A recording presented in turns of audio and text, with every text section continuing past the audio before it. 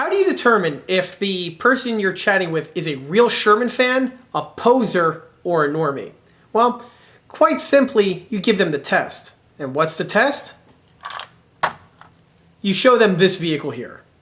I don't know what this is. Oh my God, what the f is that, bro? We're seeing some shit we ain't never seen before, kid. Hey everyone, this is John from EastCoastArmory.com, and I want to welcome you all today to a brand new episode of Old Tank Repair. For this episode, the model in question is going to be this vintage Italeri US M36B1 Jackson tank destroyer. This is another one of those models that I went ahead and built many years ago back in my youth, and you're going to see how this model originally started, and I'm going to take you, the viewer, along from the beginning all the way through the restoration process, bringing it to the condition that we have here. In this video, we're going to be discussing many of the techniques and tricks that went into the build, revising it, bringing it up to the condition that you see presently. Because of that, this is going to be a longer format video, so I recommend either watching this video in portions, or you can even hit that little gear icon in the corner in order to speed it up. Regardless, there's going to be a ton of info coming right at you, so just sit back, relax, and enjoy the show. This model, of course, is built for my own personal collection. It's not for sale and or purchase. However, like I often mention in these videos, I frequently take on commission build projects from models ranging between 1/35 scale and 1/6 scale. For availability and pricing information, that information would be best by contacting me through the email address listed below, which is info@eastcoastarmory.com. And here's the model at the start of the rebuild. As I just mentioned, this particular model is a 1/35 scale Italeri M36B1 Jackson tank destroyer. This particular example here was a re-release by Italeri back in early 2000s. So we're looking at anywhere between February to March, around that time period. The reason why I remember this so vividly was because this here was a model that I was eagerly always looking for. And finally, when I saw that Italeri was re-releasing it, I was pretty much salivating like a dog waiting for a dog biscuit. Not to go too much into the backstory of the kit as well as with the history of this vehicle, as generally I save those for the dedicated model showcase videos, which more likely will come at some point down the road. But this particular example of the M36 was one that I always would see in modeling magazines and pictures on the internet, and it was a really cool version of the M36. And at the time, there were no other kits on the market. The Italeri kit was the only example of this particular example, and by the time I was building models, was basically out of production, and you weren't going to find it very easily or ever, unless, you snag one at a hole-in-the-wall hobby shop type sighting, or, at a model show type, setting. In fact, I became aware of this particular kit here from an old Verleiden model diorama book that he would frequently publish every so often. And if anyone grew up in that type of era, the Verleiden books were something that you would always check out, because that guy was really probably one of the most famous model makers of the era, and his stuff was always really good. Regardless, so he built a lot of Italeris, and this kit here was one of the ones in his lineup. And after seeing it, I said to myself, wow, that's really, really cool. I would totally love to get and add one to my collection. So imagine my surprise when I was in 9th grade on the internet. I'm on the Perth Military Modeling site where he would have new kit news, and lo and behold, Italeri announced the re-release of this particular kit here.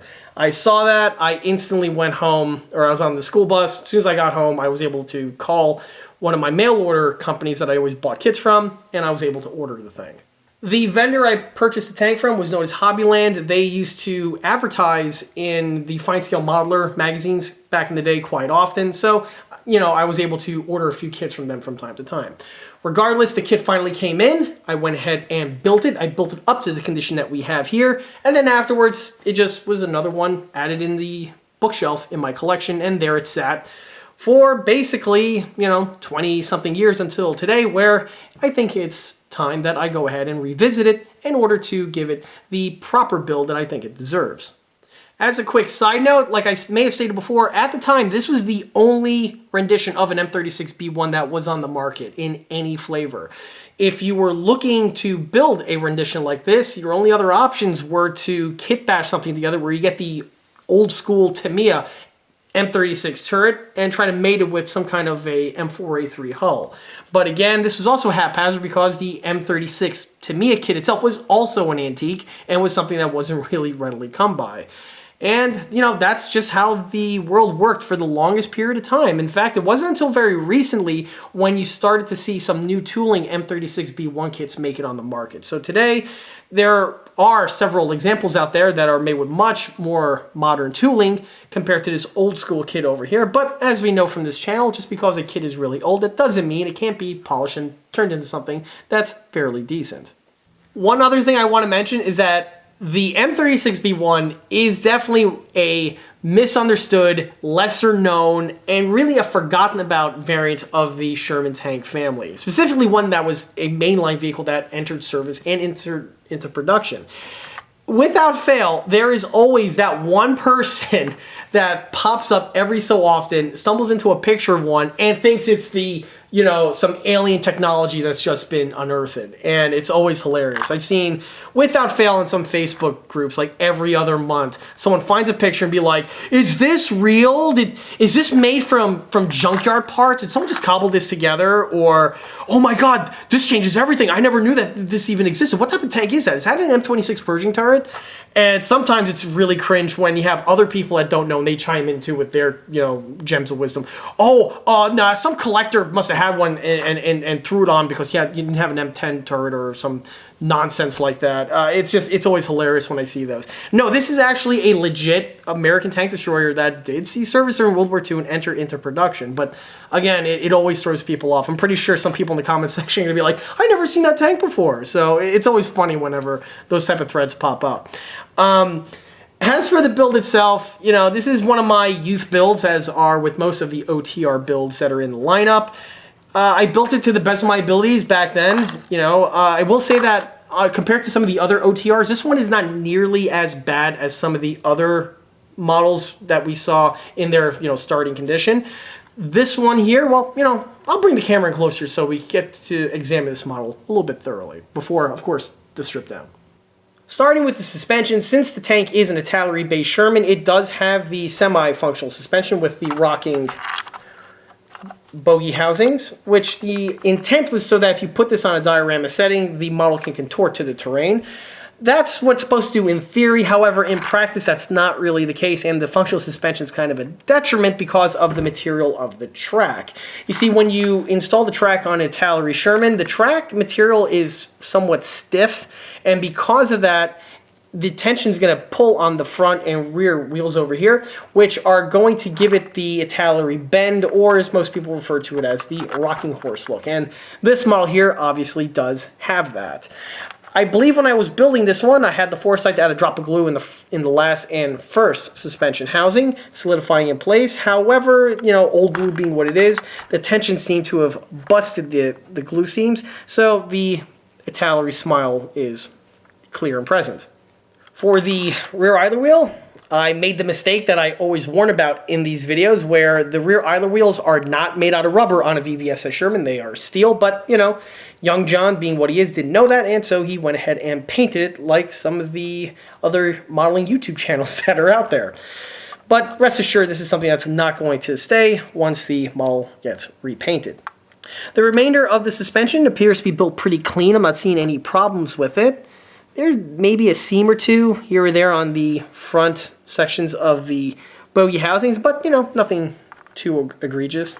The sprockets, I was able to assemble pretty well back then. The Italeri sprockets are somewhat tricky to assemble because they are a multi-component piece, and they run the risk, because of the tight track, when you install them, they could just buckle on you if you don't use the right amount of glue.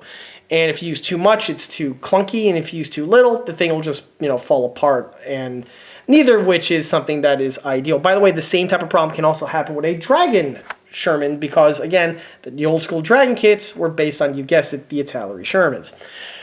But this one here doesn't seem like the sprockets are in too bad a shape. But again, everything is built with Testor's red tube model glue. So once the thing enters into the alcohol and the scrubbing starts happening, who knows if this piece is going to hold up or not. It's going to be interesting to find out. As for the track, we have the rubber block pattern of VVSS Sherman track. This track is one of the more prolific patterns of track that are supplied with Italeri Sherman tank kits. They do have a couple other track options out there. However, this one here is by far the most prolific. This type of track is used on the M4A176 as well as the M32, and I believe there's a few others in there that I'm missing that don't come to mind, but regardless, these are generally tracks you'll see on these models. Like I stated before, they tend to be on the stiffer end, so I'm really on the fence if I'm going to keep the tracks or not. We'll see. The tracks, when they are assembled properly, look fine. You know, it's just the Italeri bend that you have to deal with. If the suspensions are glued permanently shut, the bend is removed and the tracks, you know, should do the job. The paint on the tracks is actually very similar to the way I paint tracks today, where I have the rubber portions painted differently from the metal tooth connectors. In fact, I basically weather them in a technique that's pretty much evolved from the style that we have right here. So that's kind of interesting to point out. The tracks themselves are in good shape. I'm not seeing them dry rot or break on me. So, you know, at the time, I think I'm going to recycle these and see how I could, you know, manage it. But, you know, we'll see as the build goes on if this is something that's going to be kept or not. One thing that I am not seeing found on this model here are those stupid Dremel tick marks that seem to be plaguing many of my older builds that I've brought on this table. If anyone's a fan of the OTR channel, you know exactly what I'm talking about. Where in order to simulate cast texturing, I did this ridiculous technique that was suggested in Fine Scale Modeler of all places, where you take a Dremel and you just drizzle it on the surface and somehow it looks like cast texturing. Actually, spoiler alert, it doesn't. It looks like crap. But this model over here looks like it was spared from that because I believe at this point I realized, oh yeah, that technique is complete dog crap. I'm not going to use it anymore. So it's spared of the little ticks found on the transmission cover as well as the remainder of the surfaces that are found on this vehicle. So that's a positive, you know, note for myself. On the front detail area, we have some parts that are missing, namely right over here, there would be an MP48 spring antenna base. We have this bracket found in this location, but the antenna base looks like was lost to the sands of time.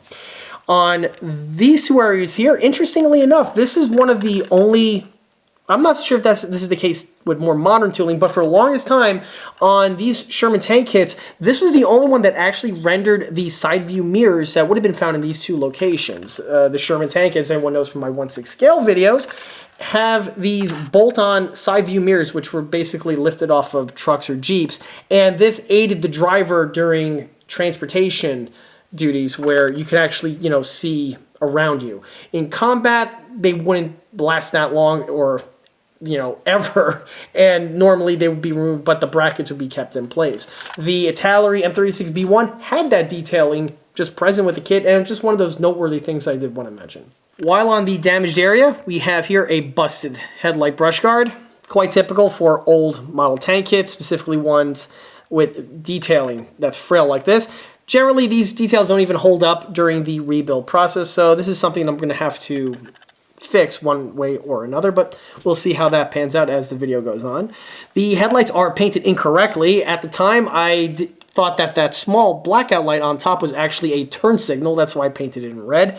Keep in mind, 13-year-old John, the internet wasn't really what it is today, you know, and I didn't know. So I'm sorry, I didn't know. But of course, you know, that's definitely changed over time.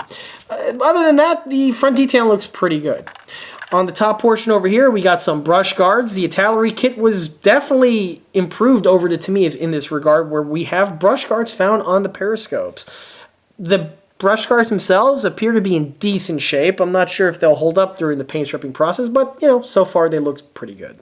On the rear area, you can see the spare track blocks. When I was a kid, I knew that the tracks themselves were made out of rubber, but I thought the end sections were steel as opposed to the piece just being overmolded with rubber as they are in the real unit. But again, you know, 14-year-old John didn't exactly know that.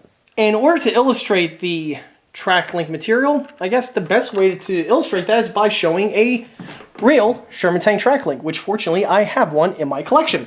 This is literally the same pattern of track that the Italeri kit's trying to represent, and as you can see, well, disregard the yellow overspray because obviously at some period of time this vehicle was being used as a construction vehicle, but the point still stands that you can see that the material on either side here of the link is overmolded with rubber.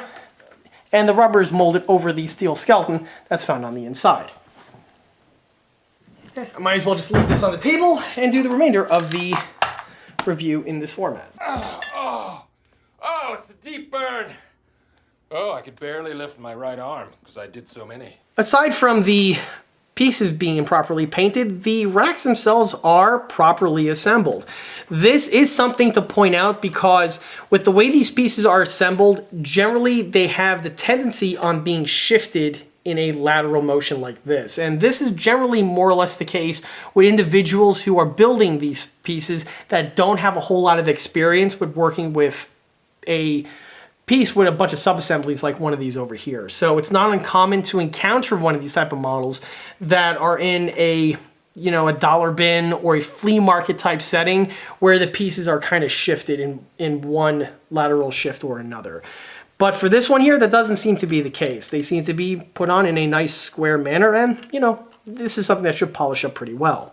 The rack itself is also in really good condition. The little straps that are used, the scissor straps that are used to keep everything in place are present and they didn't break off. This is something that generally also happens with models that age after a while. These pieces tend to fall off, specifically if you use the dreaded Testor's red tube, which this model was built in. And of course, I might as well take the opportunity to say, never use Testor's red tube model glue. It is the worst option out there for building plastic models. There are lots of good cements out there. Testor's red tube glue is not one of them. Don't use it unless you intend to rebuild your model 20 years later, in which case that'll actually be beneficial because the model will just fall apart on you, kind of like the Blues Brothers mobile. Also, one thing I could notice is that on the tools, as well as on a few other pieces, you can still see the burr left on them from when I removed them off the sprue. At the time, I did not have a clean-cut snip. I used to use an X-Acto for everything, and yeah, buy a clean-cut snip. I bought one a number of years ago, and it's like, where have you been my entire life? So from there, moving on up, we have the travel lock, which on the M36B1 is interestingly mounted on the rear plate that we have here, and this is as per the kit. We have some little handles that are found on the engine deck, and this is again another improvement over the Italeri, or I should say the Tamiya kits, which have these pieces molded in, but on the Italeri one, these were separate pieces that you have to glue on. It appears I may have made a mistake with the placement on some of these. We'll see as the build goes on, but you know, that's something to look into. The taillights are present. This one here is missing, but I believe it's on the inside of the model, and we'll touch upon that in a second. But the brush guards are in place, and they appear to be in really good condition. This one may have been repaired at one point, it seems. I don't know. Looks okay, though. We'll see again once or what the condition is once the paint is stripped off. The tools are all in their appropriate locations, and they're painted in the same manner that I generally painted my tools back in the day, and very similar to how I do it today. These are probably plucked off just because of the old glue used, and I'll be able to strip them further. So, with the hull out of the way, this brings us to the turret. The turret is in pretty decent shape. Again, it's one saving grace is that I didn't do the stupid tick mark feature to the mantlet, so the mantlet is in immaculate condition. The barrel also seems to be in pretty good condition as well. I don't see any seams running along the ends, and it appears that I did the seam work properly on this model, but we'll see how that pans out once the paint is stripped off. Perhaps just layers of paint are clogging up the seams, but again, we'll see what that looks like in a moment. The one modification that I made was a weld bead etched into these areas over here, which I believe are actually present on the real M36 family. The welds don't look to be that badly done. They're quite similar to the way I do it today, so you know, that's something that's interesting. In the back, I continued it. I don't believe that there are welds back here, though. That's something I believe I may have to change. The top rails are in excellent condition. This one here is getting a little loose, you know, old glue being what it is. But, you know, these, I'm going to try to salvage these as much as possible. I really don't want to have to fabricate these. The rear bustle, the 50 caliber storage pintle, is a bit overly simplistic. Again, quite typical for a vehicle from this vintage. Not 2000, talking about the tooling dates back much earlier, but you know, they give you the detailing there. I may swap this out. I have some resin replacements that I use on my builds, and this is something I might be replacing. We do have a 50 caliber travel lock right over here, which is a nice little bit of detailing. This is something that was omitted on many vehicles for the longest period of time until very recently with more of the super kits, but you know, Italeri had you covered with that. We also have a spare 50 caliber barrel in this area, but apparently Italeri didn't realize that on the spare 50 barrel, the coolant shroud is actually attached to the receiver, not to the barrel itself. So it's kind of funny that they did that. On the 50, the vehicle would originally had a Italeri pattern M2HB, which is one that's used on all of their American vehicles. Some would argue it's one of the weakest aspects of their kits, and generally people look to replace them with some kind of an aftermarket source. For this one, or I should say normally, I can live with the kit supplied 50. It is a bit on the weaker end, admittedly, but for my builds, I generally don't have a problem with it.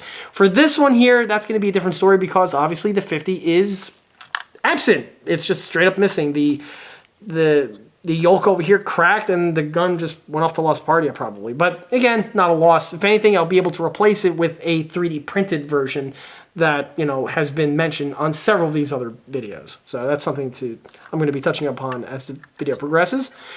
Then we have right over here a tarpaulin. It's a foldable tarpaulin, which on the M36 would be in this X format when fitted in place, but when not in use, it gets folded and strapped to the front area over here. The Italeri piece, decently rendered, you know, so this is something that's just going to be kept, stripped down, and just repainted. So let's hop into the interior. This being an open-top tank destroyer, the interior detailing is going to be very relevant for this model. And this is probably the one aspect of the old-school Italeri M36B1 kit that the modeling elitists are going to definitely sneer at, because the interior detailing is very simplistic, to say the least. Here we have the main armament section, which is quite simplified. However, it does have the appropriate shape and overall geometry of the real component. Here we see the breech area with the breech block, the guards, as well as the recuperators. It also has the appropriate rib detailing, which is found on the real unit. The seats are very, very simple, as you can see. This device over here on the real unit, I believe, is the indicator. It lets you know exactly what position the turret is at.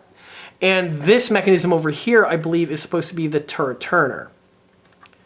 Again, very, very simple. Here we have a fire extinguisher mounted right over there. And on the rear portion here, we have the ammunition racks. There are no rounds supplied with this model. The way you see it is exactly how it comes. The remainder of the detailing is found on the inside portion of the fighting compartment. And this is something I wanted to save for last because this is something that even surprised me when I built this model all those years ago. You see, with an open-top vehicle, not only do you have to do all the detailing on the turret, but you also have to do the interior detailing because it is still very visible. Well, on one Italeri Sherman base kit, namely the M32 recovery vehicle, they actually went ahead and detailed the interior section of the fighting compartment. And so you would think that since they already have those parts tooled up and, you know, it's just copy paste, you know, this would be one of the vehicles that they would incorporate those pieces on.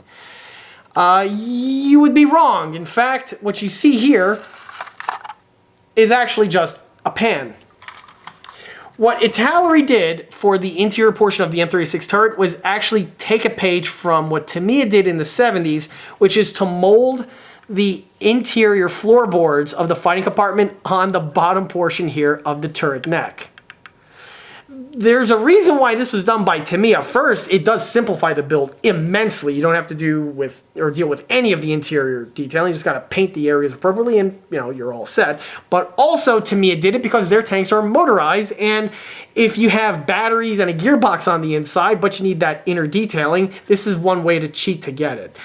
Italeri, on the other hand, since this tank is obviously not motorized or was ever motorized at any point in time, doing this type of a interior system is a bit puzzling, and it's basically, I guess you could say they phoned it in. But yeah, this is something that would not be tolerated at all today.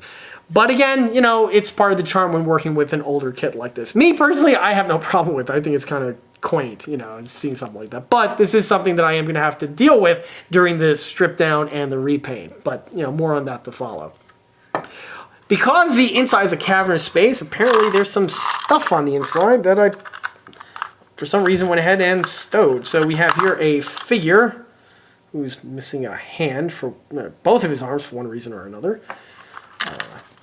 We got here said hand. It's unfortunate for this guy that I don't work on figures, so he's just going to be handy capable for a while. We have a brass plated steel nail, and ooh, look, I still have the 50 actually. It's right over here.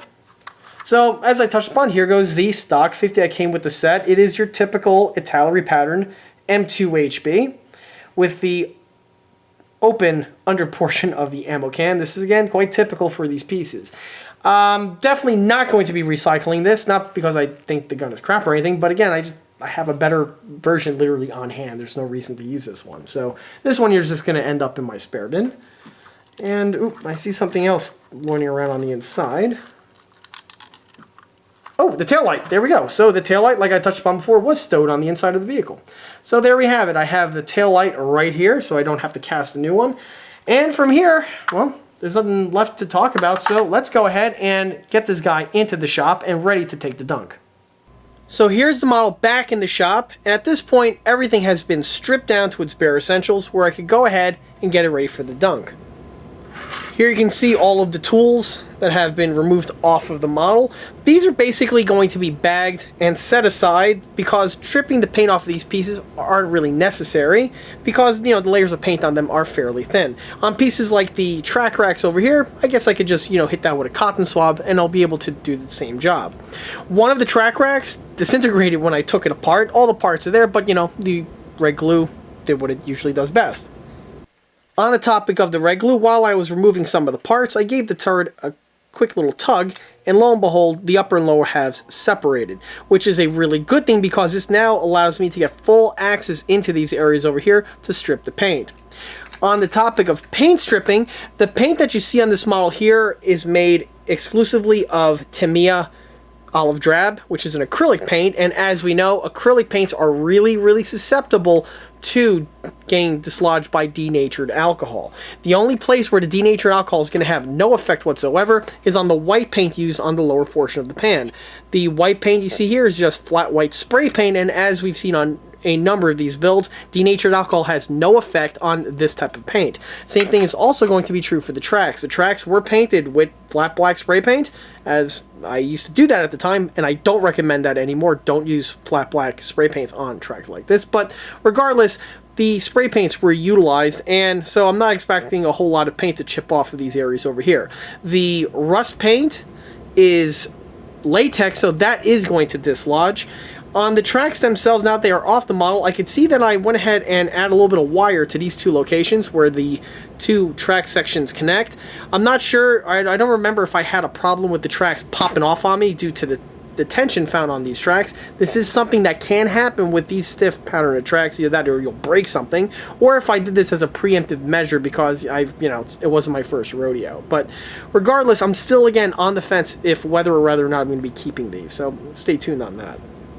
One thing that I did neglect to mention before was with the layer of dust found on the surface. This model was kept in a bookshelf for basically 20-something years, and like I've stated before, bookshelves are, even those ones with the glass panels that hang down, are a terrible way to try to preserve your models. They do not keep dust out, and the same is also true for those IKEA Detolf display cabinets that are all the rage. They look great, but they are not dust proof. Even with those tutorials out there that show how to quote-unquote dust proof them, it really doesn't work. The dust that you'll get is this type of dust here, where you will avoid the big thick pillowy dust like we've seen on some of the other earlier OTR videos, but the dust you will get is arguably worse, which is this fine silt layer of dust which almost looks like a pastel brushing. This dust is almost impossible to remove, and even if you try to wash it away, it will just turn into like a weathering agent, and it'll just go into the crevices and it'll just look bad when it dries. Brushing it off doesn't really work. Again, when you have this type of dust, you're basically done. But for this model here, it's not going to be relevant because it's going to be taking the plunge into the denatured alcohol. Luckily, because the layer of dust is so fine, the need to pre-wash is not necessary. So this thing is just going to take the one dunk and that'll be done with it. The decals are not going to be salvaged. They are going to be sacrificed to the denatured alcohol gods. But, you know, it's just an American tank. It's not hard to find decals for this. Although this one weird marking here, which I really never seen before, that one's going to be lost forever to the sands of time. Hopefully it gets into focus. There we go, right there. I honestly have never seen that type of marking on an American tank before, so, you know, but the markings that you see are the ones that were supplied with the kit at the time. So, anyway, yeah, that's really all there is to talk about that. So, from here, I'm going to go ahead, weigh the model down with some heavy bits of metal. Because, as we know, or as I've stated a few times in these videos, plastic models like to float, and the denatured alcohol does work the best when everything is fully submerged. I believe that should be enough. Some shell casings there for good measure. Okay, with the model, more than, yeah, screw it. Now that the model is thoroughly weighed down, it's time for it to get ready for the alcohol bath. What I am going to do is I am going to go ahead and keep the turret onto the vehicle, but I'm going to rubber band the thing shut just to prevent the top part from floating away. Once the tank is prepped with both the weights as well as with the rubber bands, this thing is ready to take the plunge. The parts that I want to get stripped down are in this little submersible basket over here. Yes, I know about those ones that jewelers use. Yes, it's on my to-do list to buy. It's on my Amazon shopping cart, but, you know, I just need to go and actually buy the thing. I promise by the next OTR episode I will have one, so rest assured this will probably be one of the last times you'll see this contraption being used. The remainder of the parts that are not getting stripped down are in this little baggie that we have here, and I'll be touching upon them as the video progresses. The tracks, again, for the lulz, I'll dump it into the denatured alcohol just to see what they'll do. And, well, from here it's time for me to go ahead and grab the bucket.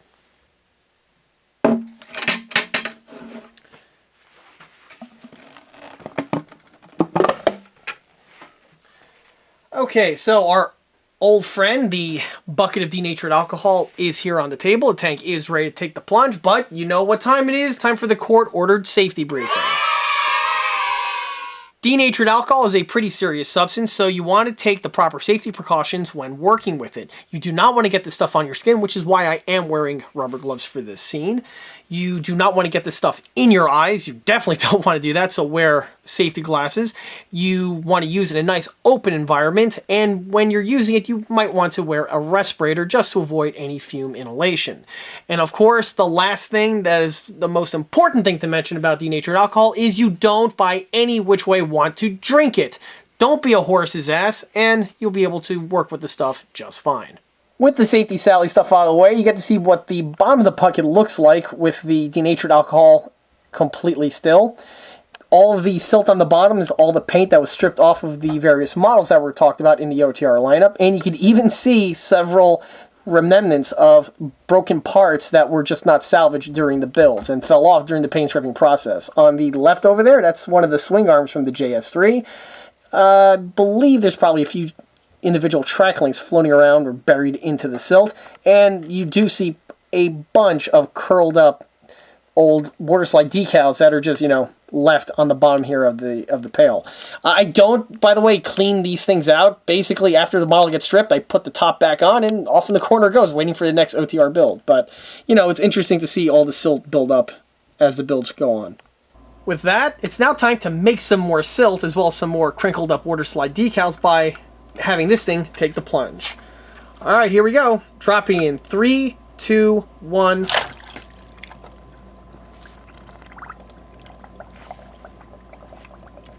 Alright, the air is bleeding out, but the barrel's still sticking out. Let me just see if I could get it in there. You know what? I'll just top it off with the can of alcohol that I have over here. It's just a little bit sticking up, but I definitely want to get it fully submerged. There we go. That's more than enough for the job. Alright, let me just dunk this guy in here. As well as the tracks. And that's it. Let me just seal this thing up.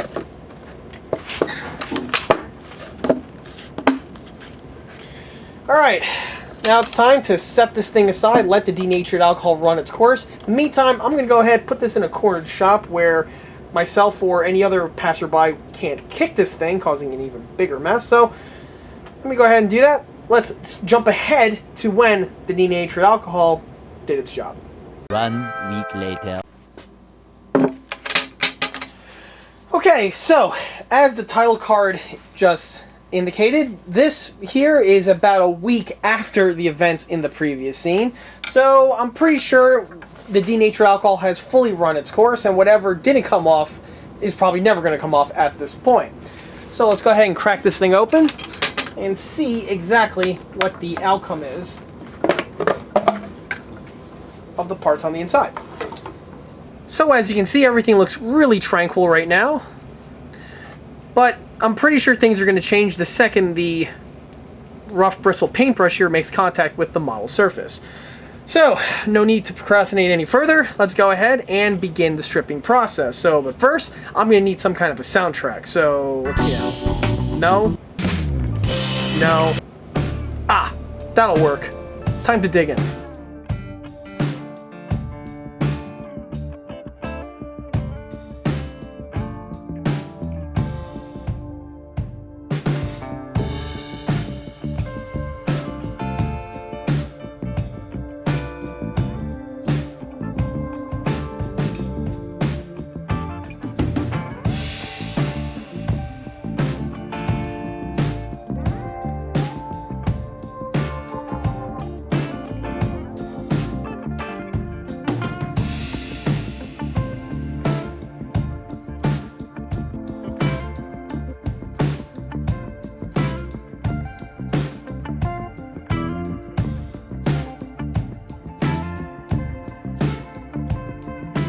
Okay, so as you can see, the paint is coming right off of the surfaces with hardly any problems whatsoever, which again was to be expected since the whole model was painted with Tamiya acrylics. On the bottom pan over here, like I touched on before, I was afraid that this was painted with spray paint, so trying to get the paint off of these areas was going to be a bit problematic, but as it turns out, that wasn't the case. Looks like I used just exterior latex to flat white to paint the interior, which, as you can see, it's all bubbling up and is going to come off with hardly any problems. So let's go ahead and soak that again with the alcohol and continue with the strip down.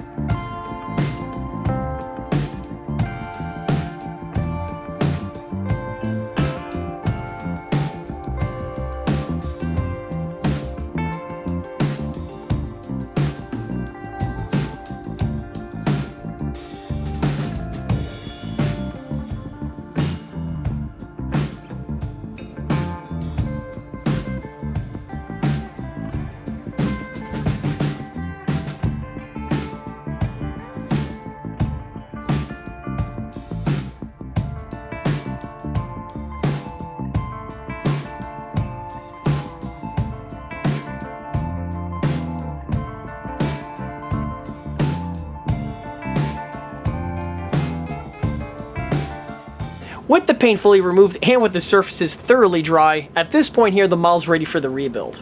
A quick side topic I want to mention involves the color of the plastic. With the paint fully removed, this is the original plastic color that the models were molded in. I do want to mention that at this time, Italeri switched the colors of the plastic used to create their tank kits. Prior to this era over here, the Italeri kits were made from this dark forest green type coloring in comparison to the olive drab color that we have right here. This plastic color has been used on Italeri kits up until basically the current era, which I believe, if I'm not mistaken, many of their kits are still molded with this material here. In the grand scheme of things, it doesn't really change anything because the molds themselves are identical to the ones that have been produced for the longest period of time, but it is one of those interesting quirks to mention, specifically if you are building and collecting vintage model kits. So back to the rebuild itself. With the paint removed, I really get to get a good look at what the condition of the model is in and to see if there are any problems or other imperfections that I need to fix. The model itself is actually in pretty decent shape. Like I mentioned before, by the time I built this model over here, I did away with that stupid technique where I nick up the surfaces like I touched upon before. So fortunately, there's going to be no revisions in dealing with that type of a mess up.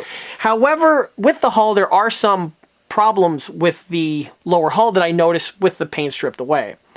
If I hold the model up, from this point here, it doesn't look too bad. There are some glue marks here or there around the transmission cover, which, by the way, was always one of the more difficult things to assemble on one of these Italeri Shermans, and that's still true today. This little quirk here never was changed. But the other problem I noticed was with the sponsons. It appears that when I was building this model, I had a hard time getting the hull to fit right. More than likely, this was my fault, as when I was fitting the piece together, I didn't let the sub-assemblies dry before just gluing the top portion of the hull together. With the way the Italeri hulls are designed, this is a universal hull which is used on both the cast hull Sherman as well as on their welded M4A3 pattern. And in order to modify or have this hull be a universal piece, there are several pieces of the sponsons that need to be added in order to configure it for the certain Sherman in mind. Well, on this one here, you'll see that the sponson's kind of caving in this section over here, and that extender piece is just dangling, so that's something that needs to be fixed. Same thing is also true for the ones on the rear. Outside of the upper and lower hulls, I'm not really seeing too much going on over here. The remainder of the hull surface is pretty good, with the exception of some more glue marks, namely where the tools were originally fitted. Of course, these are going to have to be cleaned up prior to the model being ready for painting. Outside of that, the model held up pretty well during the paint stripping process. In fact, it was probably one of the better ones I've seen so far. However, there have been some damages that occurred, namely on the rear brush guard over here. This did suffer some damage during the procedure, which is again quite typical. Unfortunately, it's going to have to be a complete replacement along with the one here on the front. I'm going to look through my spare bin to see if I can find a matching set of brush guards. If not, I'm going to have to replace all of them outright and throw the baby out with the bathwater. This is because if you change one brush guard, you're going to have to go and change all of them just to keep continuity. If you only change one or two and they're not the exact same tooling, it's going to stick out like a sore thumb and it'll hurt the look of the build. From the hull takes us to the turret, specifically the turret interior. Like I mentioned before, the turret interior on this model here is one of the weaker aspects of this kit, and really it shows evidence of Italeri phoning this build in, and the breech area is one of the examples of that. This is something that I forgot that I did when I first built the model all those years ago, but I remembered it during the paint stripping process. You see, the breech block that we have here is not stock with the model. In fact, there's no breech block at all present with this build. The detailing that you see here was a piece that was scratch built by me back when I first built this model. At the time, I fabricated this out of a block of wood, carving it to shape, giving you the detailing that is present. Although this was a really good idea at the time, this is something that I'm going to be replacing on this build, as the wood is not really the best material for this, and it's a bit fuzzy as wood generally is, which is why I hate using wood on my models, unless it specifically requires it, like tool handles. So for this one, I'm going to be phasing this out with something more synthetic. Either I'll sculpt a new one out of a block of resin or have one 3D printed. We'll see how that turns out. But I just wanted to touch upon that at this point. Some of the other details that did not survive are the side handles over here. One of them was lost. I have one that is present, but the other one appears to have been teleport to Lost Partia. Because of that, I might have to just forego all of them and fabricate new ones for the same reasons that I mentioned before. The barrel itself appears to be decently taken care of with the two-part assembly. It appears that I painted it with this blue color just to make sure that the seams were removed, which is funny because that is a technique that I still do today, only not with blue, but with, you know, spray paint. But the sanding appears to be done with some really coarse sandpaper, so I can see some gouges in it. This will be easily polished away with some finer sandpaper, which again is still a technique that I do today. I use the coarser stuff just to get down to the right depth, and then the finer stuff is used just as a final polishing. So, you know, more things changed, more things stayed the same, I guess. Outside of that, the turret is in really good condition. I do have some putty caked up in this area over here, more likely to deal with the seam, and the tie-down straps need to be cleaned out a little bit. It's not too egregious. It's something that I should be able to take care of with a little TLC. And the one on the other side doesn't appear to be any worse. So the turret itself is in pretty decent shape overall. Okay. So, with that out of the way, I guess it's time to actually start with the build, and I'm going to see if I could get the upper and lower hull as separated. So here we have the upper and lower hull sections pried apart. The removal of these two parts gave me a little bit more of a fight compared to the turret, which, as we saw before, it just popped apart in my hands. On the upper and lower hulls, it gave me a little bit more of a fight. In order to do this, I first tried to utilize brute force. However, the application of pressure in the right amount of locations, which generally works, was not having any effect on these pieces. So then I went ahead to try to use the X-Acto technique, where you run along the surfaces and you try to break the glue seams with that type of method, and still it wasn't really working. It was getting me some progress, but it wasn't really progress that was all that noteworthy. The last thing I did was I took my Dremel Multimaster over here, put on low speed, and just went over the surfaces, much along the lines like I did with the X-Acto, but with the Multimaster blade running. This was able to pop the glue seams in the appropriate locations. Unfortunately, this one over here didn't fully pop, and the piece of plastic tore out. I am going to have to reconstruct this. Either I'll try ripping it off of the hull here and re-gluing it, or amputating it completely and just fabricating a new piece out of styrene and some red putty. We'll see how that pans out. Also, one of the sponson sections popped off on me just after the upper and lower hulls were segmented.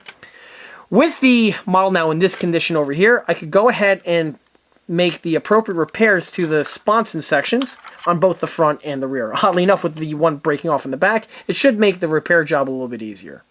So here's the lower hull going through its processes. First, the extenders for the sponsons have been straightened up, and they are in line with each other, which is exactly what you're looking for. There is going to be some bodywork that's going to need to be done on the locations where they meet, but this will be easily polished away with some sandpaper and a needle file.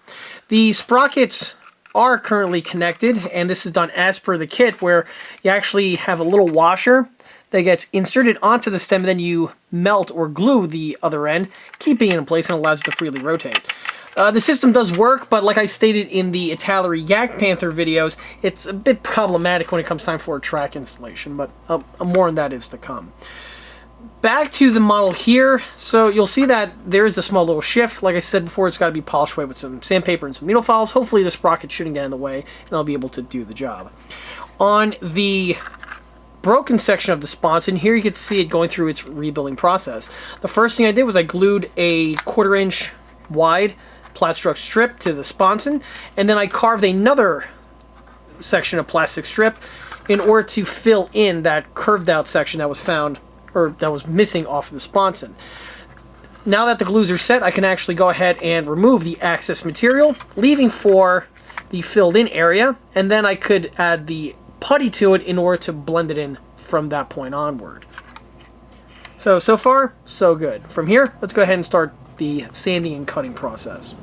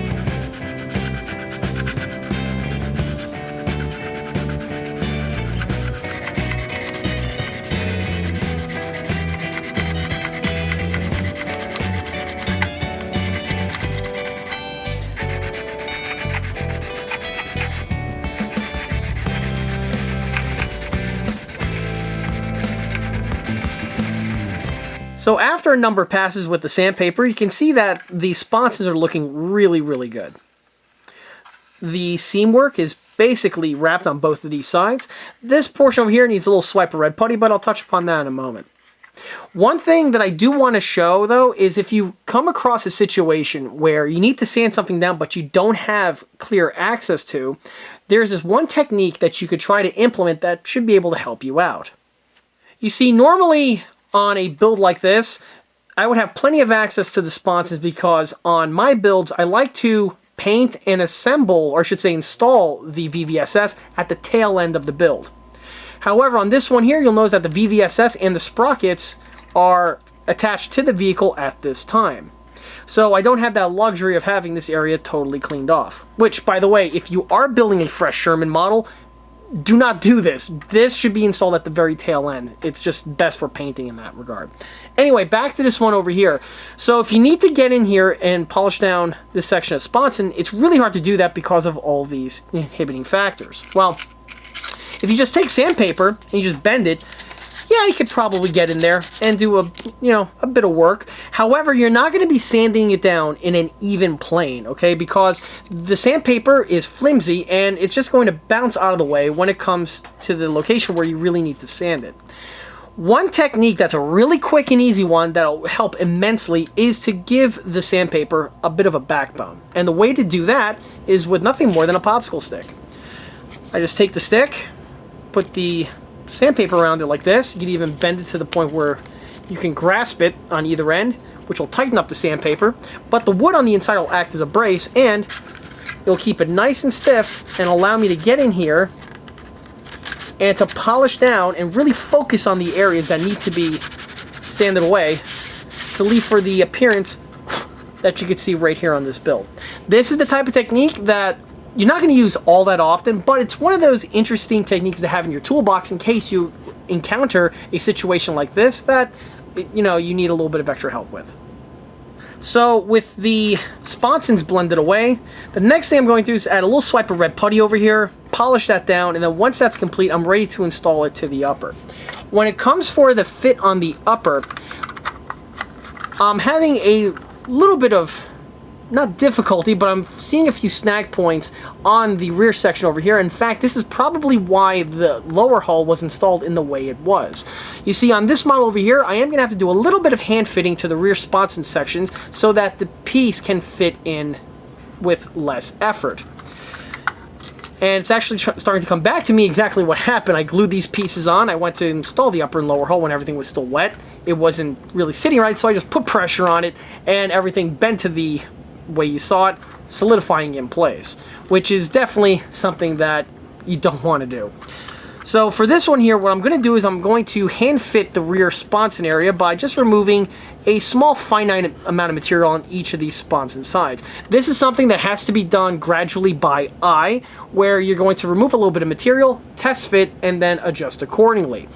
Keep in mind, these kits here are vintage kits. This Sherman hull mold here dates back to probably the late 70s, early 80s. So this is the type of thing that is generally seen on a lot of these older vintage kits where, you're going to have to do a little bit of hand fitting, which of course is a far cry compared to some of the, super kits that we have today. But, that comes with the territory when you're working on an older Italeri kit like this.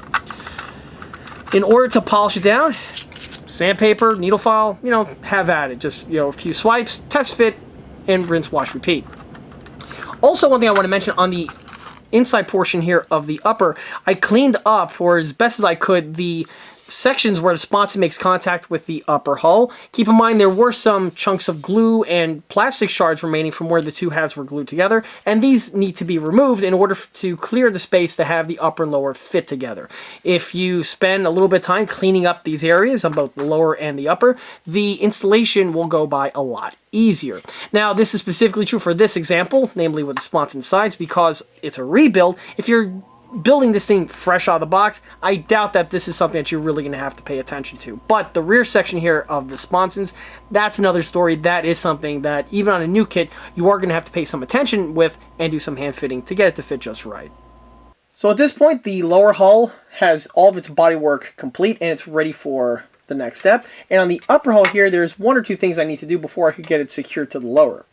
On the lower itself, Some of the locations I want to talk about are the rear plate over here. With the way the Italeri kit is designed, the rear plate is a separate piece that gets glued onto the lower hull. Simple enough. However, with the way the Italeri kit is designed, you are going to have a noticeable seam found in this little section over here on either end of the plate. This is common on several other Sherman kits, so it's not just exclusively seen on the Italeri. Fortunately, this is really easily polished away with a little bit of red putty and some sandpaper, and after a few passes, the piece is blended in. On the bottom here, you'll see two other sections where bodywork was applied. This was because of the way I removed the part originally when I first built the model. This piece is attached to the sprue in these two locations, and younger John, when he removed the piece off of the sprue, he was a little overzealous with the cleanup, and so there were two notches found in these areas. This was simply polished away again with the same procedure that I just mentioned. A little bit of red putty, some sandpaper, and it's all set. On the upper hull, to get this ready at this time, one thing I want to mention is with the front bolt strip.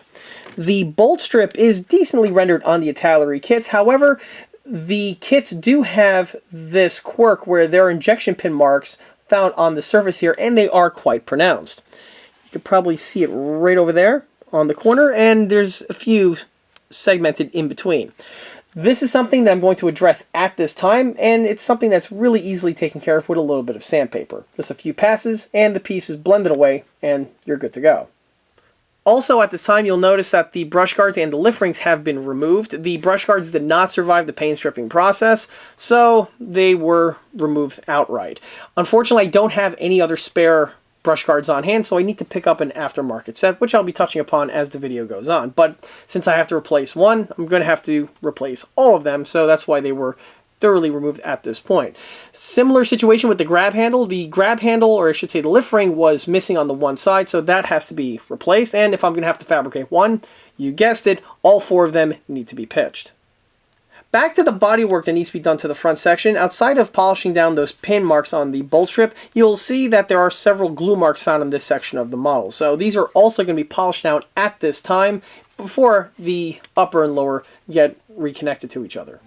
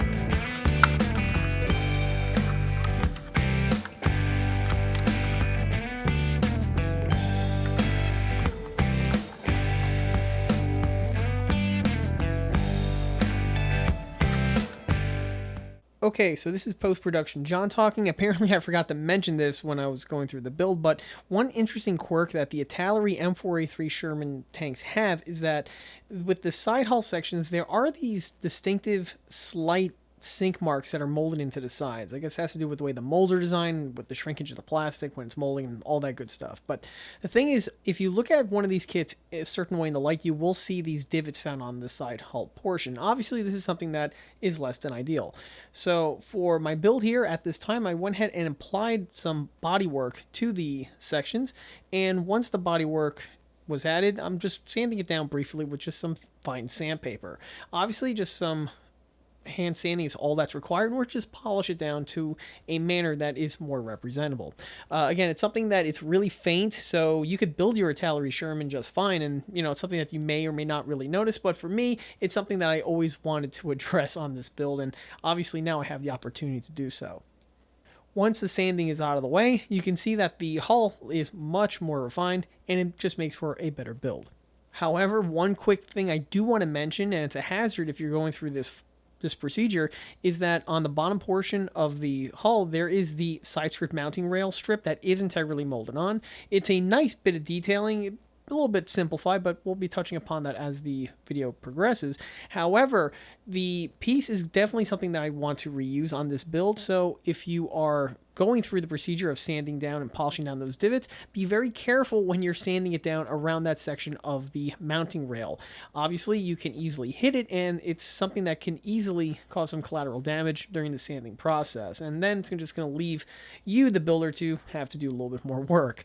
So if you're careful with the sanding, you can polish down those divots and leave the mounting rail completely intact. So this, of course, is definitely something to consider if you are going to be doing a procedure like this on your build. Here you can see some more work being done to the hull. On the bottom portion here, we have the side skirt mounting strip, which is a bit of detailing I've touched upon in a number of my Sherman videos and basically all the scales that I work on. For the 1/35 scale one, on most kits out there, specifically these older ones, it tends to be molded in this strip that runs across from the front all the way to the rear. Well, on the real vehicle, not only is it a strip, but it's actually one comprised of 3 pieces, and it does have some geometry to it. The pieces on the middle section are this long continuous band. Then on the front and the rear section here, it's a smaller panel, and it goes down on front and the rear section.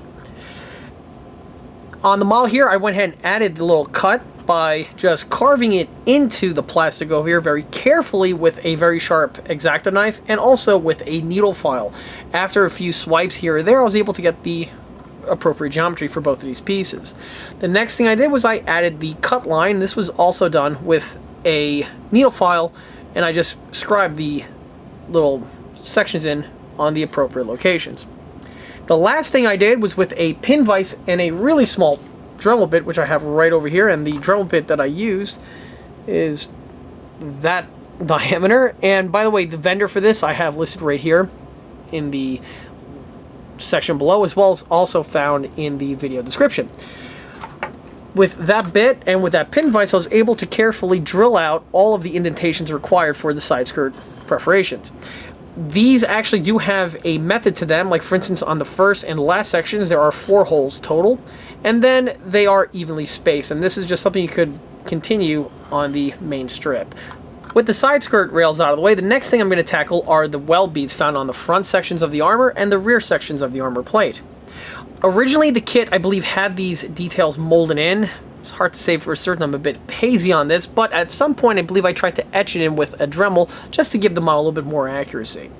The etch lines are a little crude, again, you know, judging the techniques that I had of the period, but they didn't hold up too well during the restoration. So I went ahead and filled them in with the red putty and some super glue, polished them down smooth, and now I'm going to re-etch them with a more modern technique. And that's what I have going on right over here. Here you can see the areas on the front and rear section have been taped up with some masking tape, because this is the technique that I use on my small scale model welds, and it's something that I've touched upon in a few other videos. The way I like to sculpt welds on 1/35 scale models is with the use of putty, and the technique is pretty simple. Basically what I'm going to do is I need to draw the area on the plate with some masking tape. The masking tape is going to be used as a filter, basically, and it's only going to prevent the putty from getting to sections that I don't want it in. As you can see, I have a nice little sliver right here of exposed plastic, and this is where the weld bead is going to be sculpted on, and I did the same thing to the rear side. In addition to putting the tape on the sides, I also went ahead and masked up the rear and bottom portions of these areas just to prevent any sort of putty overflow.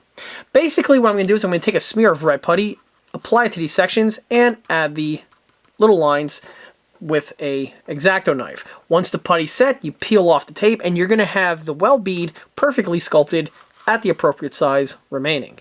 The remainder of the cleanup is not going to be existent, because that's what the tape is for. Once you peel off the tape, the remainder of the putty that's not needed peels off with it. So doing the technique here, I'm going to take my tube of red putty. Of course, it's the same stuff I've touched upon many times already. And I'm just going to add a thin little smear to this section right over here. Just want to make sure there's a nice even amount on these areas. Okay, once that's applied, the next thing I'm going to do is take my X-Acto knife blade, dip it in some paint thinner, and from here I can just etch it.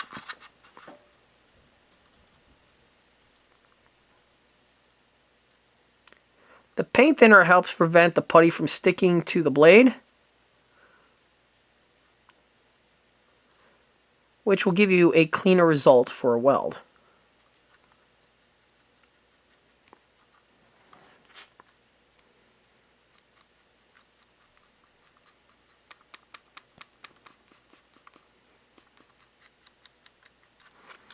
And that's basically it. From here, I'm just going to let it dry, and then once it's fully set, I peel the tape off, and that's going to reveal the weld bead underneath. I can do the same procedure to the one on the back as well.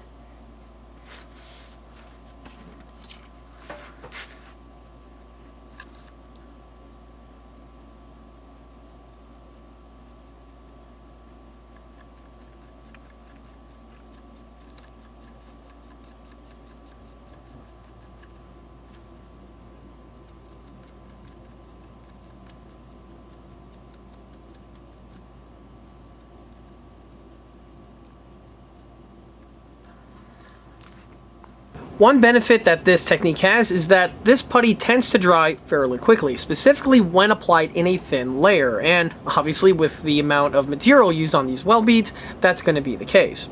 So once the stuff is dry, you just simply peel off the tape.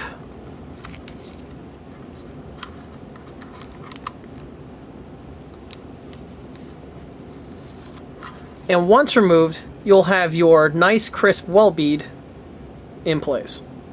With the hull out of the way, it was then time to focus on the turret. Here we have the main turret sub-assemblies broken down.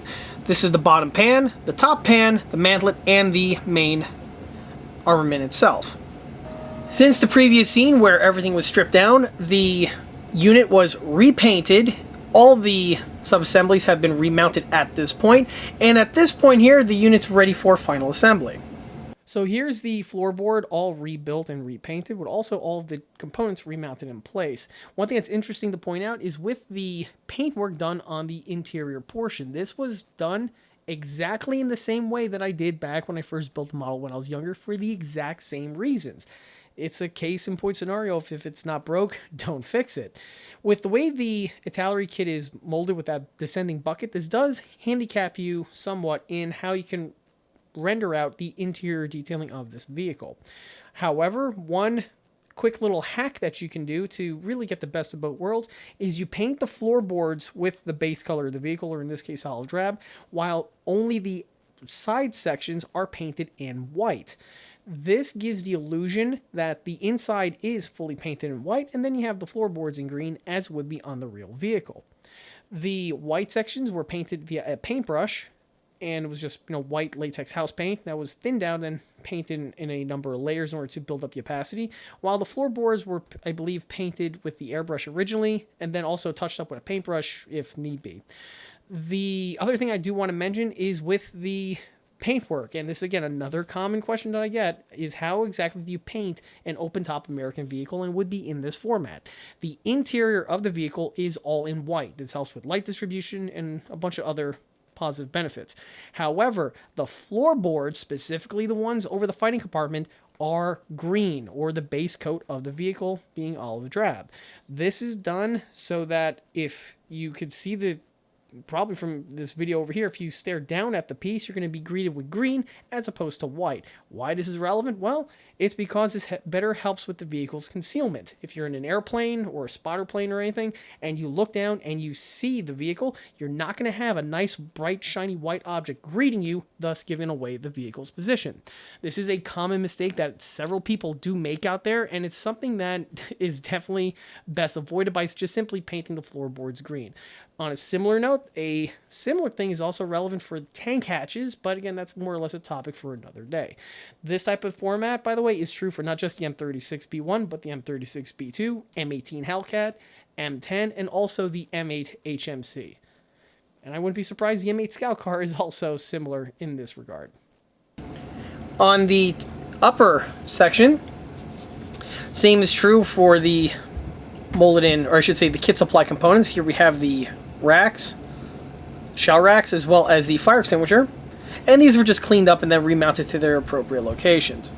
One thing that I do want to mention is with this plate over here, this is a separate piece that gets glued on, and when you do glue this section on, there is going to be a small seam in this area here, and this was polished down with some sandpaper, super glue, and a little bit of glazing putty.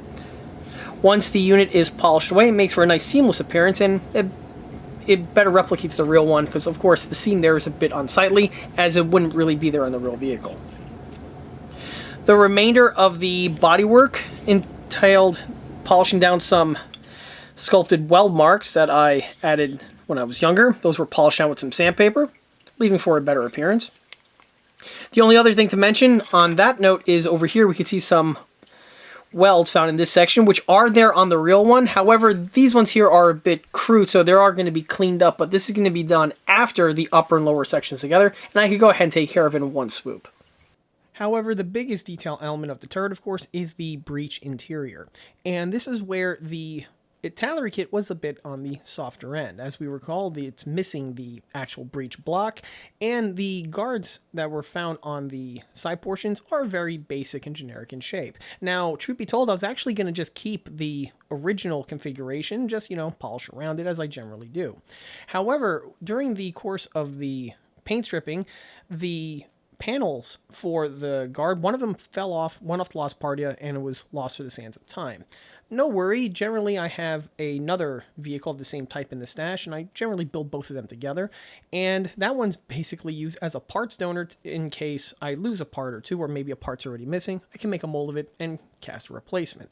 However, Murphy's Law being what it is, it likes to kick you in the nuts when you least expect it, and when I had that little panel from the brand new one in hand, I was ready to make a mold out of it, like literally it was in my hand and I was about to go through the mold making procedure.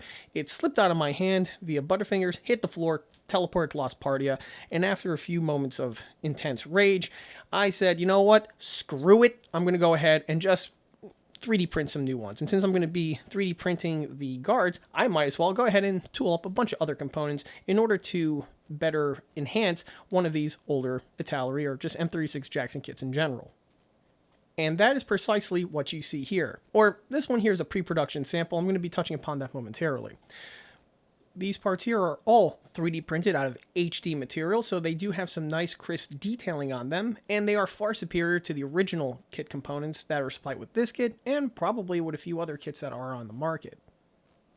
Because these are 1/35 scale, they are not found on the standard ECA catalog. Instead, they are posted along with the other smaller scale items on the eastcoastarmory.com Shapeways store. The link can be found in the video description below, and over there you'll find not just these components, but like I mentioned, you'll find the other components that I tooled up over the years for the various other smaller scale 135 and 148 scale builds that have been seen on this channel. So as I just mentioned, the set that you see here on the table that's printed in real life, that is a pre-production sample. After I had this unit in hand, I saw some room for improvement, and I could also enhance on it further, and I went ahead and made these adjustments, and those are going to be found on the actual production units. Currently, you can see the production unit CAD photographs popping up on screen, and there you get to see exactly how much equipment is supplied with the one set. With the one set, not only can you equip one M36, however, I gave you the option to upgrade at least 4 of these vehicles. Because they are 1/35 scale, you can use them on just about any 1/35 scale M36 that you can come across. Either this old school Italeri one here, the old school Tamiya one would also benefit from this set, as well as even if you just have a broken M36 of one flavor or another and want to enhance it further, well, this set here will definitely bail you out. Really, the two biggest differences between the pre-production set and the actual production units is with the scale of one or two of the items. They were adjusted to make them truer to 1/35, but really the biggest change, or addition I should say, was with the actual breech itself. It was funny when I designed it, I omitted to put the breech onto the final set, and that was something that was corrected. The breech does have the appropriate detailing for an M36 breech in both terms of geometry as well as detailing. It has the small little hole and the large slot screw type fitting that's found on the firing pin area, and all of these details are found on the ECA 3D printed component. However, outside these two changes, this set basically is exactly as it is on the pre-production sample, and there's no point for me doing this in post-production, so let's switch over to when I was talking about these components in the flesh in order to really know what the parts actually give you and what type of detailing to expect. Starting with the main component, and really the genesis of why I went ahead and made this whole set, are the guards. The guards that you see here are a left and right hand specific piece, and they are very finely detailed, and I copied as close as possible real examples of M36 Jacksons for use as reference. They have the correct shape, and they also have the correct type of geometry on their components. What I mean by that is if you look at a real M36 Jackson, the guard is actually made from bent tubing, and then thin sheet metal is welded over it. And these fittings are all found on the ECA piece. We have the tube structure, the sheet metal structure, and even the welds that are present. On the external, we have some other key features. This side here, it's pretty plain. However, on this portion, you'll see that there's a pressed channel in this area over here, as well as a few fasteners. All of these details are present on the printing. On the interior portion, I went ahead and continued the detailing, although you're not going to be able to see it in this camera angle over here, but will be seen, obviously, as the video goes on. You can, or will be able to see the interior details, which would include several lead counterweights, as well as a few other bits of equipment that are found on these locations. 50 cal travel lock. The travel lock is supplied with the Italeri kit, however, it is a bit simplistic with the overall tooling and quality of detailing. The versions found here are much higher in detail fidelity because these are actually my 1/6 scale travel locks that have been scaled down and optimized for 135. The pieces here have not just the correct geometry for the arm, the holder, as well as even the rabbit ears, which are present, but they have the locking mechanism, the weld beads, and even the lock pin. From the travel locks takes us to the remainder of the parts on this side of the runner, which would consist of components for the 50 cal rear bustle storage system. The kit either gives you these pieces, but they're very, very simplistic and rudimentary, or they just straight up omit them altogether. The part that is supplied with the kit is the storage pintle itself. However, as we can recall from the early portion of the video, it's nothing more than a square with a cylinder on the end, which is obviously extremely simplified to say the least. Well, the ECA piece here is a good drop-in replacement for that part, giving you the detailing that were omitted or glossed over on the kit counterpart. Here you get to see the locking lever, as well as that little groove, which is an iconic bit of detailing on this piece, as well as the other section for the locking mechanism. The pieces are drilled out through and through, so no other work needs to be done by the builder outside of snipping this off the sprue and adding it to the rear portion of the bustle. The next bit of equipment I want to talk about is the receiver clamp. The receiver clamp here is very similar in design to the one found on the T23 76mm turret for the Sherman. However, the M36 Jackson's design was slightly different in order to better fit the design of the rear portion of that turret. The piece here was designed by taking my 1/6 scale T23 barrel clamp system and adjusting the geometry accordingly, making it for the M36.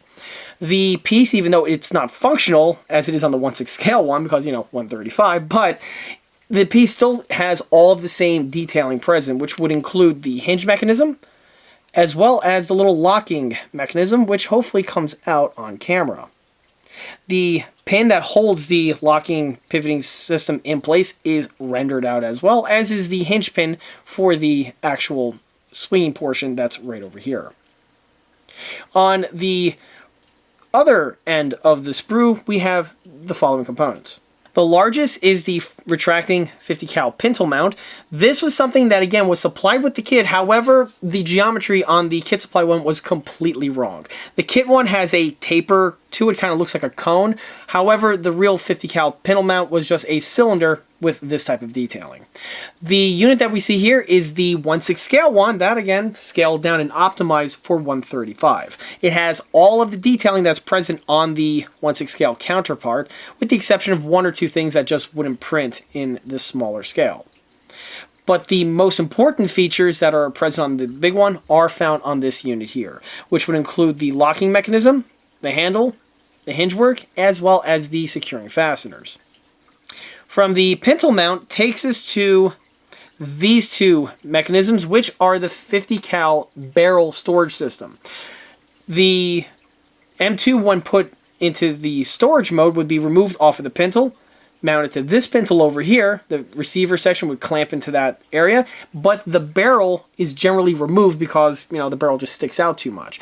Well, the M36 has a very unique system where, unlike most American tanks where they have the barrel clamps, which only hold one barrel, the M36 here was unique because it held two, and it held them side by side on one another, and it mounted them on this interesting little bracket mechanism that we have here. The first bracket is one that would be positioned on the forward portion of the rear bustle, and it has, again, the same little rabbit ear detailing that's present on the cradle, or I should say the travel lock, while the other version goes on the very rear end of the bustle and actually overhangs it, and because of that, it has this interesting shape to it. The piece would be made out of stamped plate steel, and it would be welded to the vehicle's bustle, and both units have their weld bead detailing present.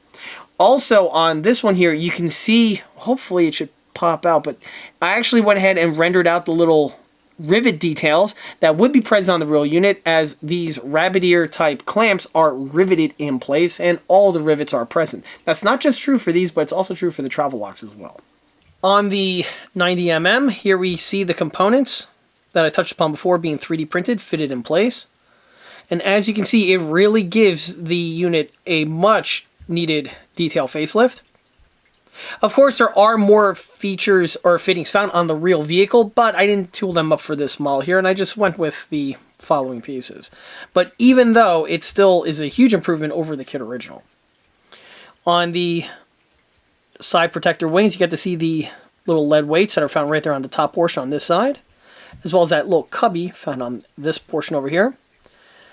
The weld beads pop right out after painted, as well as the crimp lines and the rivet marks, or I should say the fasteners. And the breech block here also does a good job with completing the remainder detailing that, again, was absent on the stock Italeri kit. On the mantelet, nothing really much to discuss over here outside of the cast texturing that was added to the front. Now that it's fully painted, you can see exactly how much more improved this looks over the kit original smooth sections. And on the inside here, I just simply painted and weathered it at this point with the same color that's used on the remainder of the models. Because again, once this gets installed in place, you're not going to be able to get access to these areas over here. So it's best to paint and weather this at this portion of the build. So here's the turret now fully assembled. All of the interior details that were supplied with the kit were reattached to their appropriate locations, and the upper and lower sections have been remounted in place. There is a seam line, obviously, that will run along this section over here where the upper and lower section of the turret are fused together, so obviously these are going to need to be contended with. From this point on, I could go ahead and add the remainder of the detailing that's going to be found here on the bustle. On the M36, the rear bustle section was actually a cast component, while the remainder of the side sections here were made from stamped thick gauge steel, kind of exactly like we saw on the M10. On the M36, you would have a weld bead present in this location right over here that comes down and then runs along the intersection over here where the cast bustle makes contact with the stamped steel turret housing. There's another weld bead that comes down right here across the center, and I believe there may also be a weld bead in this section over here and another one found on the opposite side. These welds are going to need to be sculpted, and the cast texturing is going to need to be added to the rear bustle. Of course, the rear bustle being cast would be a logical decision choice for the designers, because with the shape of this turret over here, you really need to have a good size counterweight in this section over here to counterweight the weight of the 90mm. And with the unit being cast, this does add sufficient weight to this area over here, and also it does simplify production. Also, one thing to add on is with the shells on the inside found in the rear bustle, this too will give extra weight to the rear portion, giving it some more counterbalance capabilities. Not to mention also it makes it really easy to grab shells from this area over here. The addition of the welds and the casting is going to be done with the exact same techniques I already touched upon in this video, and so there's no real point to show that in progress, but I'm also going to be deleting the details that we have up here because one, they needed nice and smooth for the cast texturing to be put in place. But of course, I have the replacement 3D printed parts that are going to be fitted to these various locations. So here's the model now with all of the revisions, details, and other corrections that need to have been made. And at this point here, the model is actually ready for painting. Let me go ahead and bring the camera in closer so you get to see some of the updates that were added to this build just before it proceeds past this point when everything's going to be in a single coat of paint.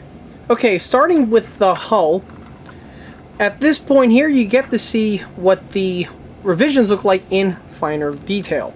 Starting with the brush guards, you'll notice that the 3D printed brush guards have been applied, and these are direct drop-in installation type component and are highly recommended.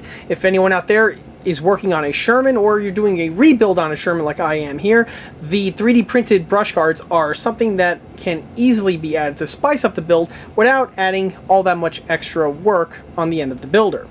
In my opinion, these are better than the photo etch guards that are out there. The photo etch ones are nice because they're very thin. However, the problem with them is they tend to be problematic with bending. They are, of course, a flat piece, and you have to carefully bend them to the appropriate shape. This is something I have done on a few other builds, so it's not impossible, but I prefer the 3D printed ones because they do install much more easily. Plus, the 3D printed ones have little canisters that are found on the sides here of the brush guards, and this detailing is absent on the photo etch equivalents. So if you are working with the PE ones, remember to add the detailing of the little canisters. Outside of the brush guards, the siren has been added along with that little bit of wire that I generally add on these military vehicles. The wire is a simple floor wire that was added to the appropriate location, giving you that little bit of extra added detailing. The 1919 has also been drilled out with a pin vise. Of course, this is something that you really need to have a really small Dremel bit for, and you need to have your skill sets with a pin vise down packed, because one little slight shift and you can easily destroy the 1919 barrel. Fortunately, if you do, there are lots of aftermarket replacements out there, so it's not always lost, but again, it's one less thing you need to worry about. On the transmission cover here, you get to see the fender supports. These are made from thin aluminum that I cut the shape, bend to the appropriate shape, and then secure them in their locations. This is something that always is generally left absent on these 1/35 scale Sherman tank kits, and once added, it never ceases to enhance the build. Moving down takes us to the little footman loops. These here again made out of thin pieces of aluminum that are cut to shape, bent, and then added to the appropriate locations. Again, another quick way to add some extra detailing to your build. For the antenna base here, we have the MP48. Of course, the kit originally had the MP48 fit in this location over here. However, on my example, the MP48 is lost to the sands of time, so in its place, I utilized this spare MP48 that I had in my spare bin. This unit here is a spare component from my Tagcom M3A1 Lee CDL, which, of course, I have a video on the channel. And with the way that kit's designed, you will have some extras on hand, and the piece is exquisitely rendered, so it's a no-brainer to just drop it onto this one here. The mount is the kit original. The only thing I did was I added, again, a little bit of power cord detailing, which would be present on the real unit, and is, again, always absent on these models. The front lift hooks did not survive the paint stripping process, so these ones here have been replaced with ones made from floor wire. Luckily on the Sherman, they're very easily fabricated, so once you bend them to shape, they just drop into the original kit locations without any problems. This being a later production M4A3, they would be in this type of a format. On the earlier production units, that's when you had those units that were all cast with that cool little base plate, and that is something that is generally seen on an earlier production tank, but for a later production M4A3 here, the metal ones are, perfectly fine. Also, you can see the new metal ones mounted on the rear. Of course, the plastic ones didn't really hold up, or if we can recall, I believe one or two of these pieces were lost, and when it comes time for replacing, you might as well replace all of them in one fell swoop, just to keep continuity. On the top portion here, you get to see all of the handles that have been added. These are made out of thin pieces of floor wire that have been bent, shaped, and then secured to their appropriate locations. On the rear portion, the mud flap mounts have been added. These are made from plastic angle, and the three little fastener holes for the tin work have been added as well.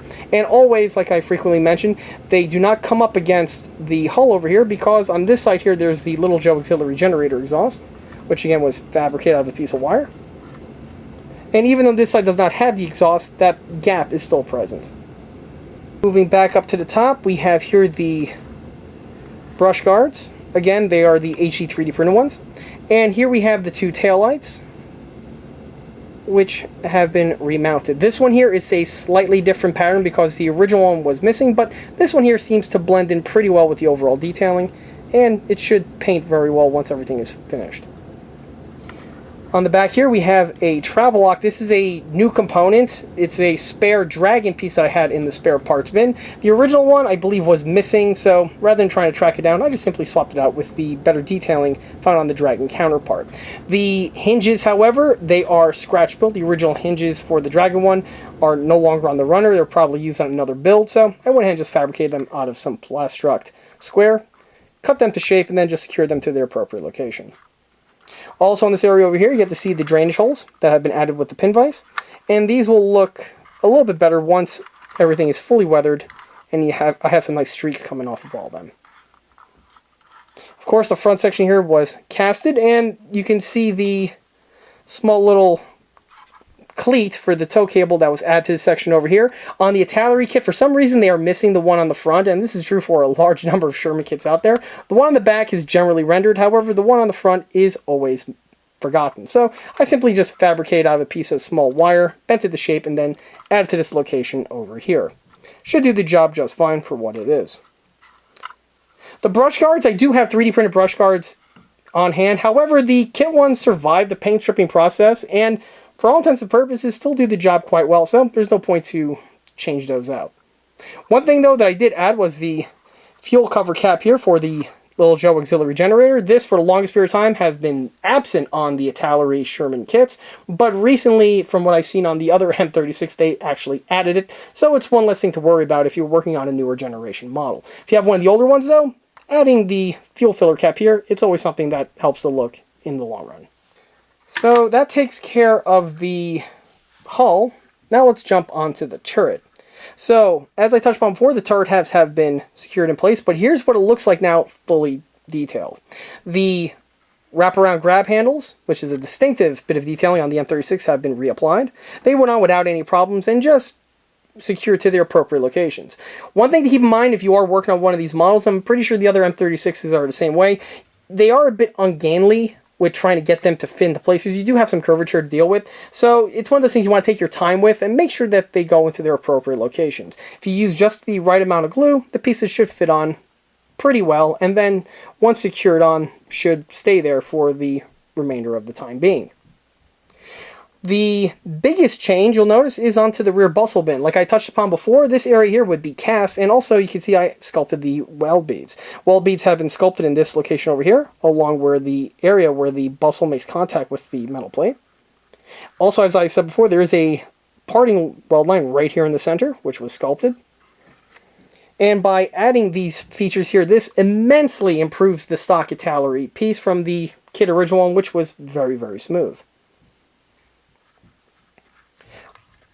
On top of the cast texturing, you get to see the remainder of the ECA 1/35 scale 3D printed components fitted in place. We have here the storage pintle, the receiver clamp for the M2HB. Now it has all of those details that I touched upon before present. We have here the folding travel lock and the dual 50 cal barrel clamps. These should come out in really nice effect once everything is fully painted. And then finally, of course, there's the main folding 50 cal pintle mount located right there on the top. One other change that I made, or addition I should say, is with these 4 little sewing pin heads that we have there. On the real M36 Jackson, these would actually be large slot screws, and this is what would secure the ammo rack to the bustle itself. It's held on with 4 fasteners. You just thread them in place, and that secures that entire heavy ammo rack where it needs to be. These details, of course, are absent on the Italeri kit, so I just simply mark the locations in their appropriate areas and drilled them out with a pin vise and added the sewing pins. Obviously, a nice bit of extra detailing to add to your M36. It doesn't take a whole lot of extra work. On the front portion over here takes us to the 90mm mount. On this area over here, there was this little blister that was integrally molded in, and back in the day I actually glued a handle over it, as at the time I actually thought there was a grab handle or a tarpaulin securing handle in that area. Well, on the model over here, I went ahead and popped off that plastic handle. I buffed down that blister, and I actually drilled 2 small holes for a replacement handle, because I was basically rolling on autopilot from the last time I built an M36, which obviously was a very long time ago. The next thing to mention is what's going to be fitted right here on the pintle mount. And for this model, of course, it's an American World War II vehicle, or just an American vehicle in general, and because of that, it needs to get, by law, an M2HB. The kit, of course, comes with an M2, however, it's just your standard copy pasta Italeri M2HB, which is admittedly one of the weaker options on the market. Also, for this build here, as I recalled earlier, the M2 is no longer existent because it cracked off eons ago and it's lost to the sands of time. So obviously a new replacement is going to be needed, and that's what we have right here. This is a HD 3D printed M2HB 50 caliber machine gun that's mounted on the M23 cradle, which of course is the proper way to secure an M2 to a World War II pattern military vehicle. The unit is a set from Shapeways, and I have the link listed below in the video description.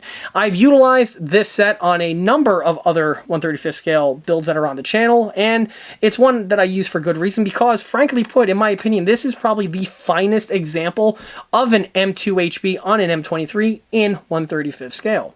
The piece is a kit, and it actually comes in a 2-pack, where we have the remaining of the set right here. The unit is very nicely detailed. However, one thing to point out is that because of this material and because of the small sizes that we're dealing with, it is very, very fragile. So a lot of care needs to be exhibited by the builder during extraction.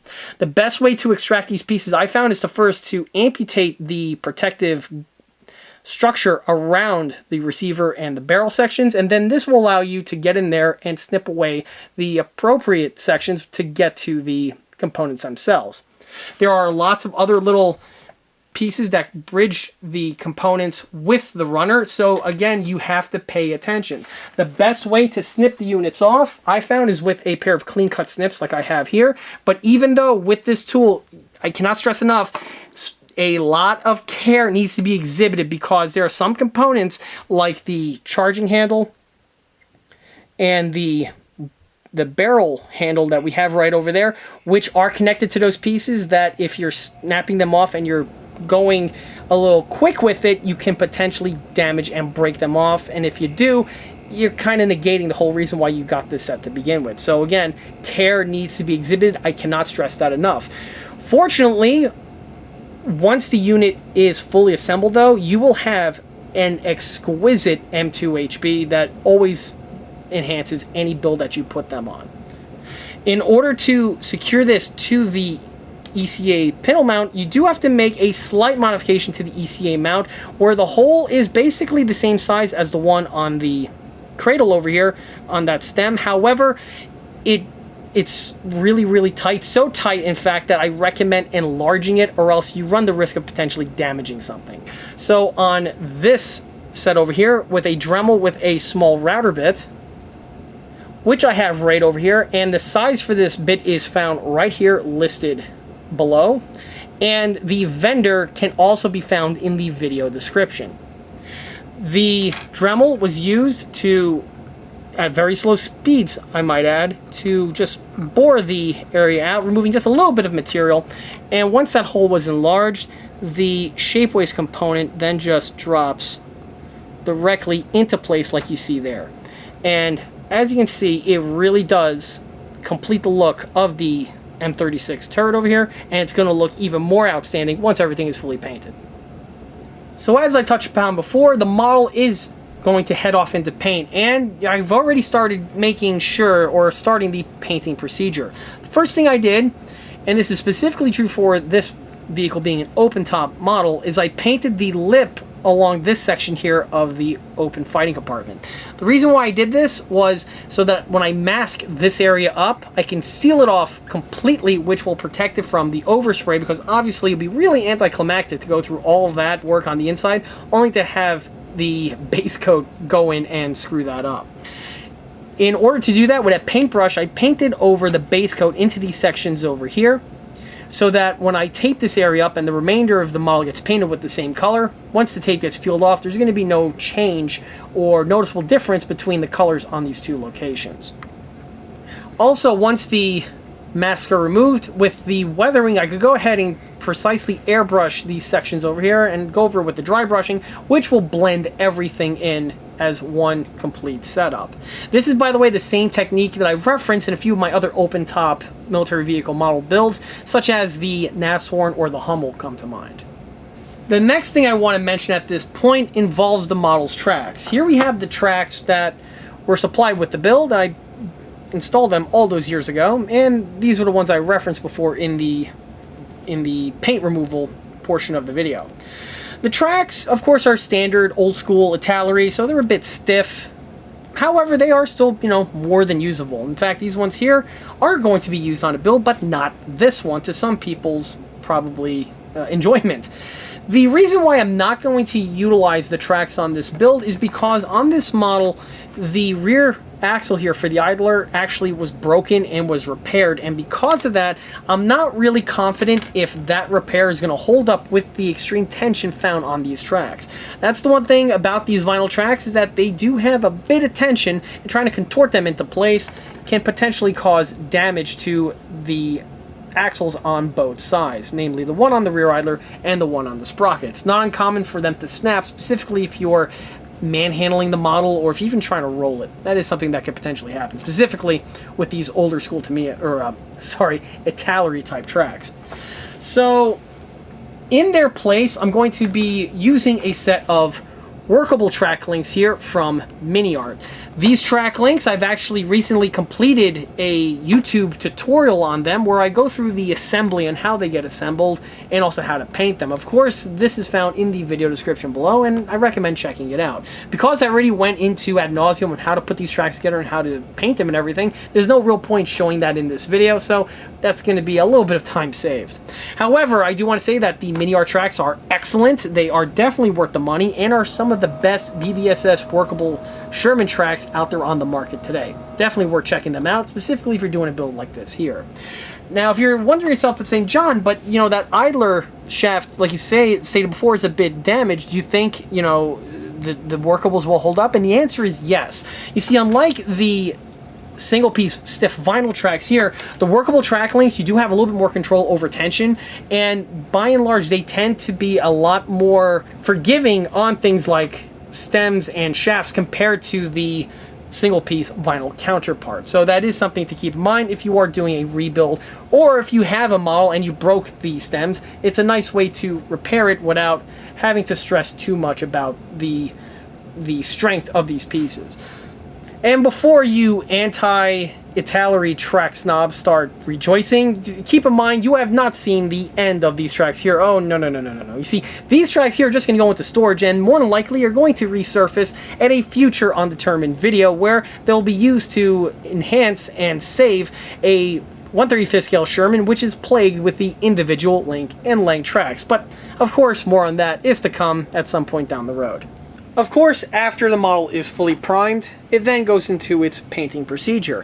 At this point here, I've already painted the lower extremities, and I'm about to put the first coat on the remainder of the superstructure. One thing that I do want to take the moment to mention is, of course, the suspension. As I always mention in my videos, it's always best to paint the suspension in components prior to assembly, and then specifically prior to installation on the vehicle. This is true for all tank models and vehicle models in general. There's a lot of stuff going on in this section over here, so you have lots of little nooks, lots of little crannies, lots of little undercuts and such. And what this means is that when you're trying to get paint into these areas, you're going to have areas that are going to be missed because it's not really accessible with the paint spray. This is why every time I see tutorials or just other YouTubers out there who have modeling channels and they talk about, you know, their builds and how they go through it, it always astonishes me when they build a model in full, sometimes with the tracks on, and then they go ahead and get it into paint. I just am baffled by that because you are going to have areas where the paint's going to be missed. It's going to happen. It's impossible. Look at all these tiny little areas in here. You're not going to be able to get paint into all those recesses, specifically the primer and then also the base coat on top. So on all of my builds, I always recommend painting everything in the following format. And that format would be like what I have right over here. This is the runner for the other Italeri M36B1, and you can see that at this point it's going through its painting procedure too. The entire sprue has been primed with the flat black, and shortly it's going to go ahead and get its base coat of olive drab with the airbrush. You know, it's the same color. But here's what I mean. You get to fully paint every area on the piece in this type of format. Then once the paint is dry, you assemble the suspension sets, do a little bit of body work on them if need be, and then from there you can secure them onto the model. At that point, the suspension is going to be fully painted, and so you're going to have no areas that are going to be missed with the paintwork. Of course, this is when the model is in a perfect world scenario where it is a fresh build like this one over here and you have that luxury. On a rebuild like this, that's just not going to be the case in most occasions. On some other builds like the 1/32 scale monogram Sherman, that was something that was the case with, but for this one here, I'm not going to rip apart the suspension. The glue's held on pretty well, so I was able to work around it. And work around is what I did. However, it did not make the job easier at all. If you have the suspension in this type of format where it's already installed, you can still pull it off where you get the paint and the primer into the appropriate locations, but it's going to take far more steps, and you, the builder, have to really be careful because you can easily over accumulate paint in certain locations where you'll cause drips or other problems with the paint thickness. So lots of care has to be exhibited by the builder when you're going with this type of format. Fortunately, I've done this enough times to know exactly how to apply the paint and when to apply the paint. So I was able to get through with both accounts. But there's still some areas on here, like under the spring sections, namely over here on the skid rails, where the paint just didn't get to. Well, I'm going to go ahead and touch that up with a paintbrush and just go ahead and get into those areas where back there the paintbrush should work just fine. But again, you really have to be cautious when you're painting a model like that. And that's for a Sherman, where you have lots and lots of little stuff going on the suspension over here. On a German tank, like a Tiger 1 or a Panther, that's completely ridiculous. You cannot paint the thing with the wheels on. It's just baffling when I see people do that. And I don't want to hear anyone say otherwise. That's cope. You are going to have paint mist in those areas. So if you're watching this video, the main takeaway is paint the parts prior to assembly and installation. Do it and your build will look 100 times better, trust me. From here, I'm going to go ahead and get this guy into paint. There's no point getting that on film. We all know how this goes, specifically if anyone's watched the other OTR videos. The paint that I'm using is my own mix of olive drab. I had that mixed at the Home Depot. It's basically a gallon size can of exterior latex paint. I always use exterior latex on my models. The paint has been watered down with tap water to have the right consistency, so I can go ahead and airbrush it onto the format we have here. The paint has been diluted, and when it's airbrushed, it will have this type of appearance. What you see here is about 2 coats of the paint that has been applied, and as you can see, it has a nice opacity to it. On some areas, the paint dries a little thin, and you can see some of the black primer showing through, which is something that can help you in terms of weathering. It kind of has a natural double shading type effect going. This is something that the builder can potentially play with and manipulate, but this is again best up to the skill and practice of the builder. You can see it happening like right over here on these areas of overspray where you can see some of the black edging popping through. And this, by the way, is why it's important to use primer. The primer is needed on models painted with exterior latex, because you cannot just take exterior latex and throw it on an unpainted model. It's just not going to stick, and it's just not going to work out too well. You need some kind of a primer base coat. For the primer base coat, like I may have stated before, I use El Cheapo flat black spray paint. It's you know, like 90 some cents a can, so I could really stretch my dollar, because as many of you know, I build lots of models, and the more models you build, the more, you know, money you're going to be spending on this hobby, and wherever you could save money and get good outcome, it's always a good idea. There are lots of dedicated model primers out there, and they work. You know, I'm not saying that they don't work at all. There's obviously a lot of people who use them and swear by them. And yeah, for all intents and purposes, that paint is excellent. However, for my needs, for my, builds, just an El Cheapo can of flat black spray paint is more than suffice for the job at hand. So here's the model fully painted and weathered. For the techniques, these are the same techniques that I touch upon in the other OTR videos, so there's no point rethreading old ground. But at this point here, you can see the tracks have been fully assembled, and at this point they are ready for painting. And I figured, you know what, for this video I'm actually going to show exactly how I paint and weather the tracks and then mount them to the model. As I mentioned before, I actually have a tutorial on the assembly of this exact same pattern of track, and I recommend checking that video out if you're curious on how I get the miniart tracks assembled and into the state that we have here. So with the tracks at the lengths that you see, and by the way, for the lengths, I actually just made them the exact same length as the rubber tracks that are supplied with the kit, which obviously should be a good benchmark on exactly how many lengths you need, more or less. From what I know on these Italeri models, the tracks tend to be at the right length. It's just the stiffness of the tracks that generally is what leads for the tracks having, shall we say, the spotty reputation that a lot of snobby elitists like to, you know, poo-poo on the Italeri kits. Regardless, the tracks should be at the correct length, and if they need to be a link or two longer, obviously I could always adjust that by adding a link in the same format, but now I'm digressing. So with the pieces at this point here, they are ready for painting. And to paint these tracks, I am going to utilize my can of El Cheapo flat black spray paint. This is the same paint, by the way, that was used to prime the model just before it went into paint. Now, normally I don't recommend using spray paints for 1/35 scale tracks, and that's because generally the tracks I specifically work on are single piece vinyl. This paint here may cause a negative reaction to the flexible material, and it's something that will just lead to problems. In the past, I actually used to use paint like this and a few other different brands on my 1/35 scale tank models, and obviously, you know, which is seen from the OTR videos, they tend to hold up quite well. However, I have seen in recent years the tracks have issues with the paint that is applied to them, which leads me to guess that what more likely happened was at some point they changed the formula on the tracks or on the paint, and it's causing a negative reaction. So because of that, for single piece vinyl tracks, I like to airbrush them with Tamiya flat black. And this is something that can be a burden to some beginner modelers out there, because now you have to first buy paint, you know, Tamiya paint, which can be expensive, specifically compared to like a 99-cent can of flat black here. And the application is also one that requires a little bit of tooling. For instance, this one I have to use an airbrush to apply it, while this one here is really convenient with the aerosol can. But I presume you could also use a paintbrush to apply it, but honestly, the best approach is with the airbrush. But I presume if you don't have an airbrush and really your best bet is the paintbrush route, perhaps that might be, you know, the situation that you find yourself in.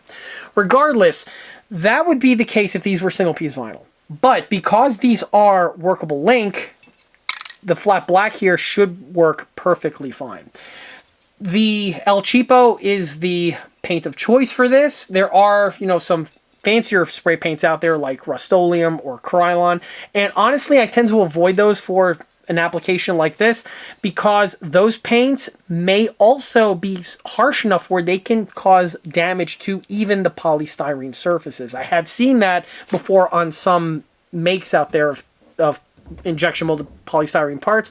When the paint gets applied, because of the tooling content in the paint, and this is again oddly enough, which is more common on more of the bigger brands out there, the name brands, those can potentially harm surfaces like this here. The cheap stuff, oddly enough, that's not the case. So that's why I opt for using the cheap stuff for the Caterpillar tracks.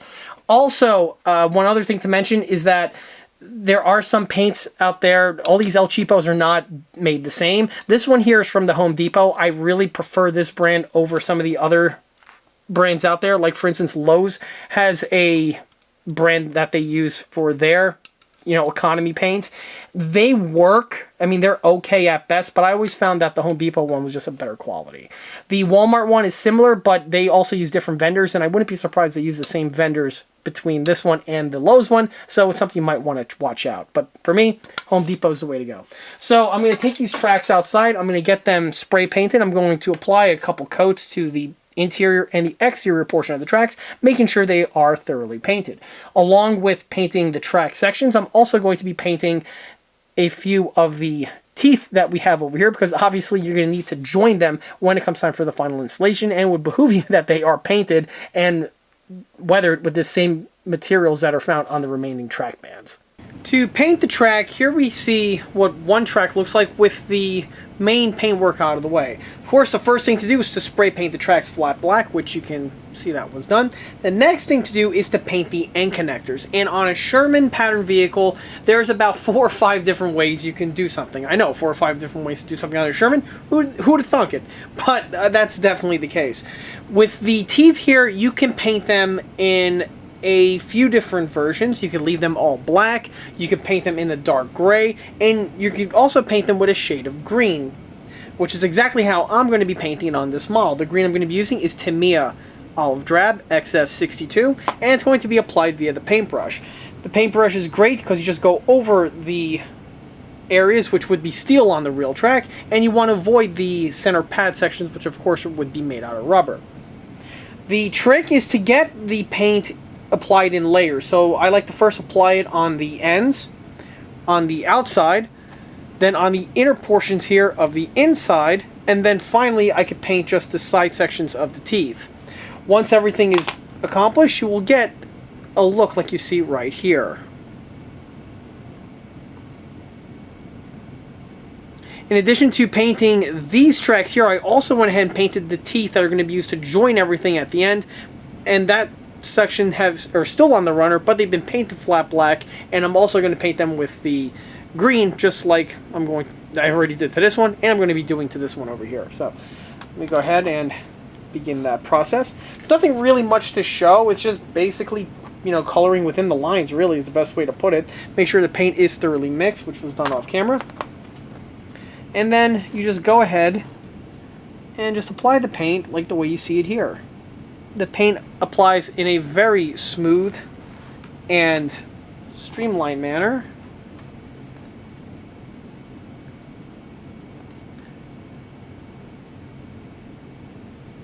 That's basically all there is to it. So let's cut across to when the green has already been applied, and I'm going to be going now with the weathering effects. Once the olive drab is applied and is dry, the next thing to do is to start adding the weathering. The weathering that I'm going to add is going to be with the airbrush at first, and that is going to be adding some diluted flat white onto the rubber sections. The flat white will give a faded look to the pad sections, which is something that you want to replicate, specifically if you're trying to render things which would be made out of rubber. The color itself is just flat exterior latex white house paint that's been diluted, and it's at a very thin consistency, but it's going to be diluted a little bit further. To dilute, I'm just going to use some tap water. Not a whole lot. It's one of those things, it's really hard to exactly explain what consistency you want on camera. It's one of those things where you really want to test it a bunch of times and you get the feel for yourself. But once you get the feel, you'll be able to know exactly how to apply it. As you can see, it is quite runny. I'm going to go ahead, mix it, and then I'll go ahead and apply it with the airbrush. The application is going to be really easy, and it's also going to be pretty quick. Once I have the airbrush powered on, and I have the mist figured out, I'm just going to go over the pad areas and the pad areas only. Oh, one other thing I want to mention is when you're painting on the green, if you get it onto the pad, it's very easily just wiped away with your finger while it's still wet, or you can hit it with a little bit denatured alcohol just to dislodge any other sections that are still on there. But that's neither here nor there at the moment. So I'll start with this one. Get this guy out of the way. I don't want any collateral overspray.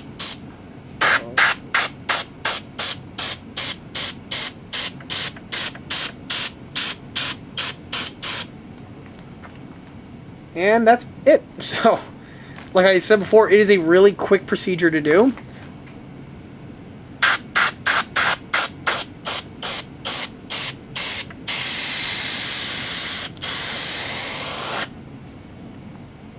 And once it's applied, you literally just let it dry.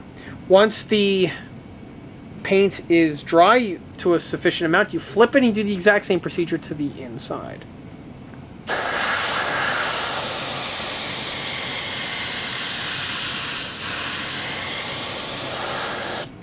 Once the white wear has been added, the next thing to do is to add a little bit of dry brushing on the teeth, which gives the look of the surfaces getting scratched and used. Of course, on a tank like a Sherman specifically, the teeth engage into the sprocket, and because that, the side sections will get worn. And to replicate this, I'm going to be utilizing the dry brush technique with the silver spray paint, which can is basically empty, so I got to buy another one, but I should have enough paint residual in here to do the job. And I'm going to be dry brushing it with this brush that we have right here. The way to do this in one fell swoop is basically you have the tracks in this type of configuration, which will allow you to evenly apply the dry brushing on both sections of the track simultaneously. The other thing I want to mention is that I'm not going to be adding any sort of rust to the tracks because, well, frankly put, these tracks didn't really rust, specifically in the context of when this vehicle was being used. We're talking about a vehicle in theater in World War II. The tank was still, by all intents and purposes, brand new from the manufacturer, so that you're not going to see these sections rust at this stage. Now, if I'm rendering this model and keep things in context, it's an M36B1 Jackson, perhaps for Yugoslavia or any other post-World War II usage, either in the 50s and onward, then yeah, you can make an argument that perhaps the metals should have some rust on them. But for a World War II context, the rust really wouldn't necessarily be a good fit.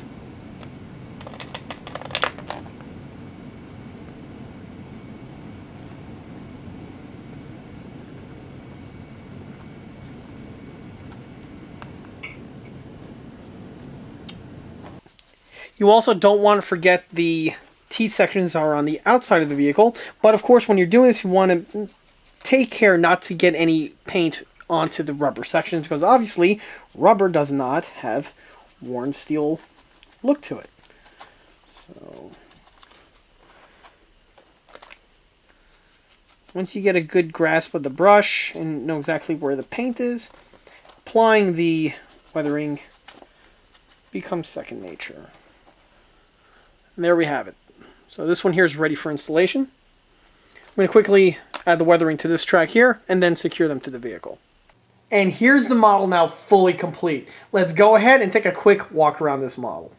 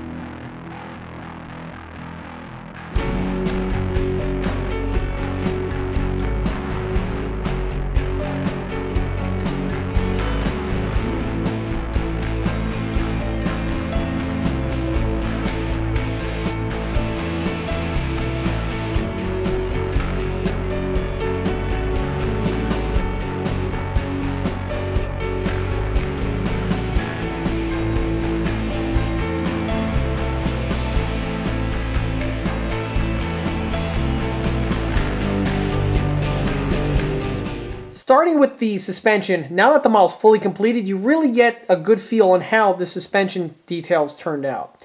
As I mentioned before, what made this model a little bit trickier compared to most in order to complete it was the fact that the suspension was already pre-assembled and fitted to the model. This definitely adds a bit of complication, specifically in terms of painting, but fortunately I was able to get everything thoroughly painted in the manner that you see here. Also, the suspension is still fully form-fitting, so if I put it on any sort of object, you can see how it simply contorts and bends around the item, much along the lines as the real suspension would on the actual tank. One thing that may or may not pop up in this lighting over here was the addition of those 4 holes that are found on all of the Sherman suspension bogie housings, and this was something that was added, and it always helps improve the look of the model compared to leaving this detailing being omitted. Even with the suspension secured to the model, I was still able to get in there with the pin vise in order to make the appropriate little indentations, and it's definitely something that was worth it in the end. While on this area of the suspension, I might as well mention the composition of the rear idler wheel and the return roller.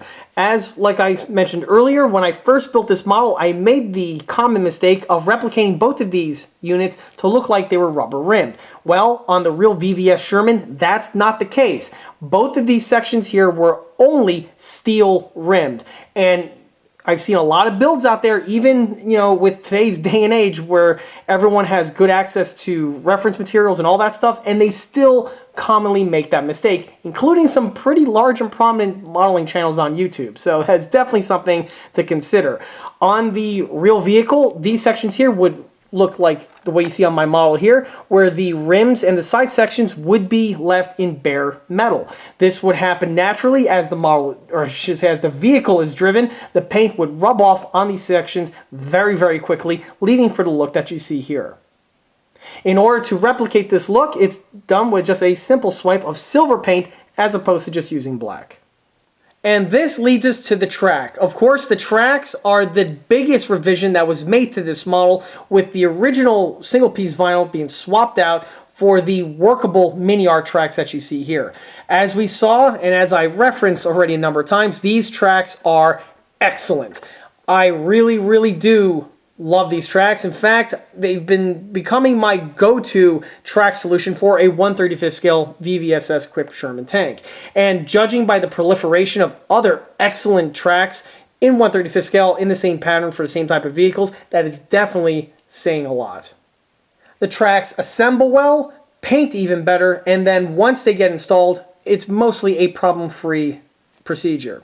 The tracks have absolutely no problems contorting around the remainder of the suspension sections, but the most important area on any workable track link or just track solution in general is how they time with the sprocket teeth. And as you can see here, the miniart tracks are just perfect. They go around the Italeri sprockets without any sort of problems, and it's definitely something that I cannot recommend enough for anyone who has an Italeri pattern or Sherman and are looking to either replace rotted out tracks, or you're just looking for something better and more enhanced compared to the kit original ones.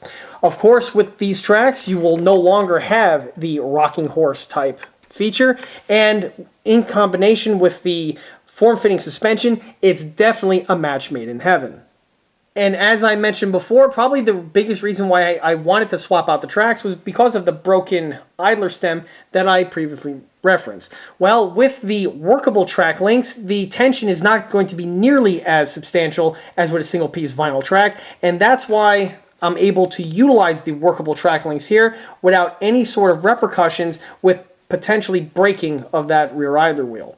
Once that rear axle was just simply repaired and glued back in place, it was a problem-free installation when combined with the miniart aftermarket workable tracks. Moving up from the tracks takes to the fender mount. This was something that I referenced earlier, and here you get to see what it looks like fully painted. Of course, with those revisions and modifications that I touched upon earlier, you really get to see just how much more enhanced the stock Italeri model looks compared to just leaving it stock with that simple strip just rendered in place. The same is also true on the rear sections that we have right over here with those other rear tinwork mounts that I also referenced earlier. And of course, also on this section, you can see how the Little Joe auxiliary generator exhaust further enhances the model compared to leaving that little bit of detailing absence.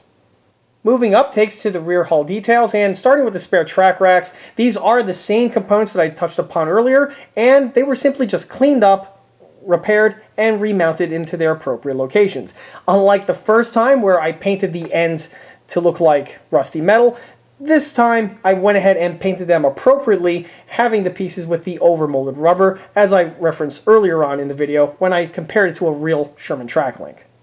One other thing that's a good little footnote that I want to mention is the rear storage rack. This rack here survived everything in its current condition. I mean, it survived the initial build, it survived being stored in the bookcase, it survived the paint strip, it survived the rebuild, everything.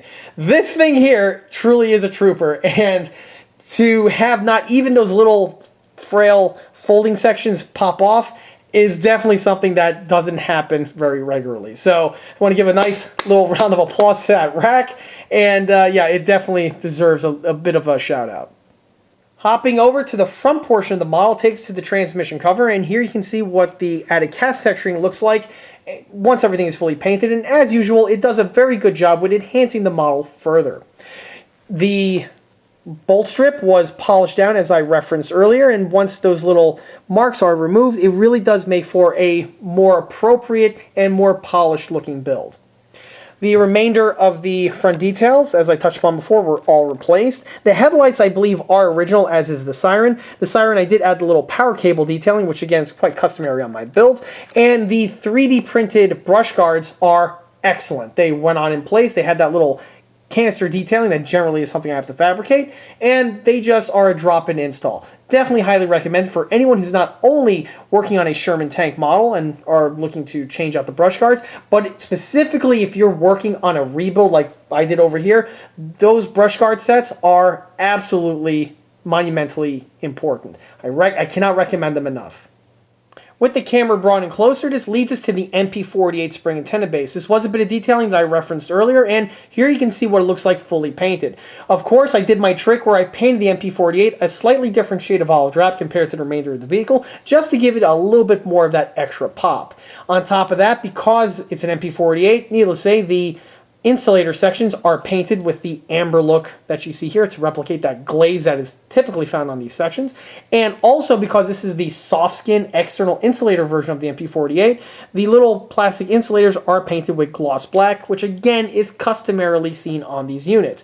This is something that almost everyone out there seems to miss. A lot of pro builders that build these TACOM models or models with this pattern of MP48, they always, without fail, either forget to paint the red insulator, and they'll definitely tend to forget to paint little plastic black insulators that are found on the top and bottom portions.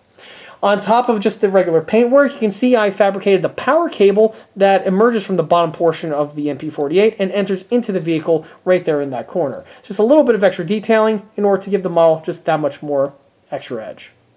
Hopping back to the transmission cover takes us to the fender supports that we have right here and here. This was something that I touched upon earlier, but now that the model is fully painted and complete, you can really see how much it fleshes out this area of the build, and it really fills it in quite nicely. On top of that, we have the little foot loops that are right here on the bottom. Those little angled step irons is another little bit of detailing that, once added to your Sherman build, regardless of the scale, is something that always enhances it and makes it look more polished. Also on that note, on polishing, we have here that added sculpted weld bead that I referenced earlier. And again, once painted and weathered, you can really see how much of an extra kick it gives the model compared to leaving that detail absent. Same, of course, is also true for the weld bead that's found on the rear plate. Carrying on brings us to the rear engine deck, and of course, now that everything is painted, you really get to appreciate all of that extra work that I touched upon earlier. Namely, the little grab handles, which now look much more refined and are crisp compared to the haphazard installation that was done originally on this model. Same is also true for the travel lock. And also on the fuel cap sections, those little holes, without fail, always improve the look of the model as a whole. On the rear portion there, the fire extinguisher handles were painted in red, which is customary, and also the missing infamous little Joe auxiliary generator cap is definitely something that is much more visible, and once added, without fail, it always improves the look of any of these Italeri or first generation Dragon Sherman tank models. On the reverse side, we have the Pioneer tools, and there's nothing really much to mention here. The kit original ones were just recycled. They cleaned up very well and leave for the appearance that you see here. Moving on to the front section of the hatch area, again with the added cast texturing and the replacement of those handles, it really does improve the model immensely, and it just gives it that more complete look compared to the way we had it originally. And this carries us into the most important aspect of the model, and that of course is the turret. Otherwise, this would just be your garden variety M4A3 Sherman. So, as I mentioned before, the turret on the M36 Jackson was really unique with the composition of the materials, where we have rolled steel plate for the remainder of the turret body, but the rear bustle section was made from a cast section. And, as I touched upon before, the model received quite a bit of weld work. And now that everything is painted and weathered, you can see how it just screams out at the viewer. And it really does enhance it immensely. As well as that cast texturing found on the rear bustle section. It too just greatly seals the deal on the model, and it just kicks it up to the next level.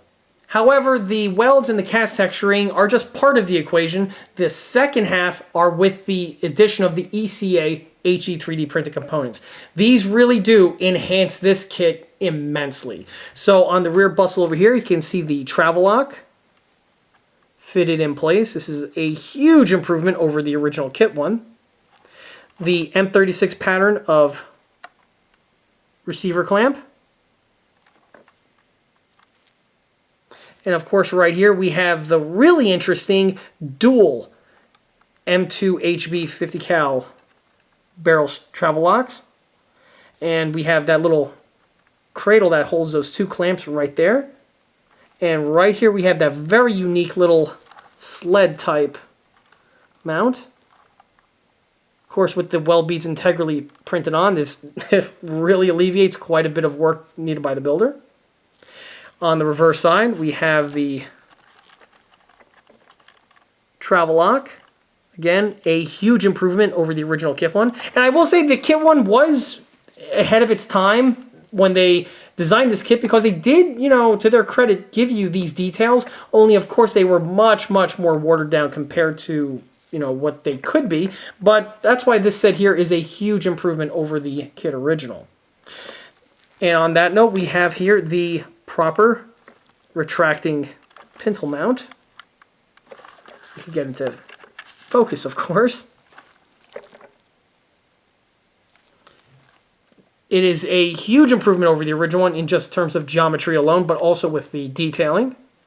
And again, it just spices up this model just immensely. And then to top it off, we have that excellent HD 3D printed M2HB on the M23 cradle mount. And with the combination of that and the ECA pintle, it definitely really does make this model much more enhanced. This MG is far superior to the original kit supplied Italeri unit, and it's one that if you add it to really any build, it can't do anything but enhance it. As always, the MG is painted and weathered in my usual format. I went with the red Bakelite for the grips, which is quite customary on my builds. And also with the ammo belt, it was rendered in the following format, where we have the brass sections, which of course are the shells. The black disintegrating links are present, and also the copper full metal jackets found on the projectiles. And with the quality of the HD 3D printed part, painting all these sections here is very easy, and once done, it just really adds a huge focal point, and it's really the cherry on top of your sundae on any American tank build. Also on that note, on the ammo can, you can see that I painted it again a different shade of OD compared to the cradle itself. Again, a nice way to add a little bit more spice and differentiation to the build. And as you can see, it just really just, it attracts the eye really easily. Of course, being an open top model, the interior sections is something that is a focal point, and on this one here, I polished up really to the extent that you see it, and I think it really does improve the kit immensely compared to the original kit configuration. First, you can see the breech added in place, which was a huge bit of detailing absent on the original. And also you can see how the guards look now fitted in place. And also, unlike the previous scene, they have their little connecting rod right over here.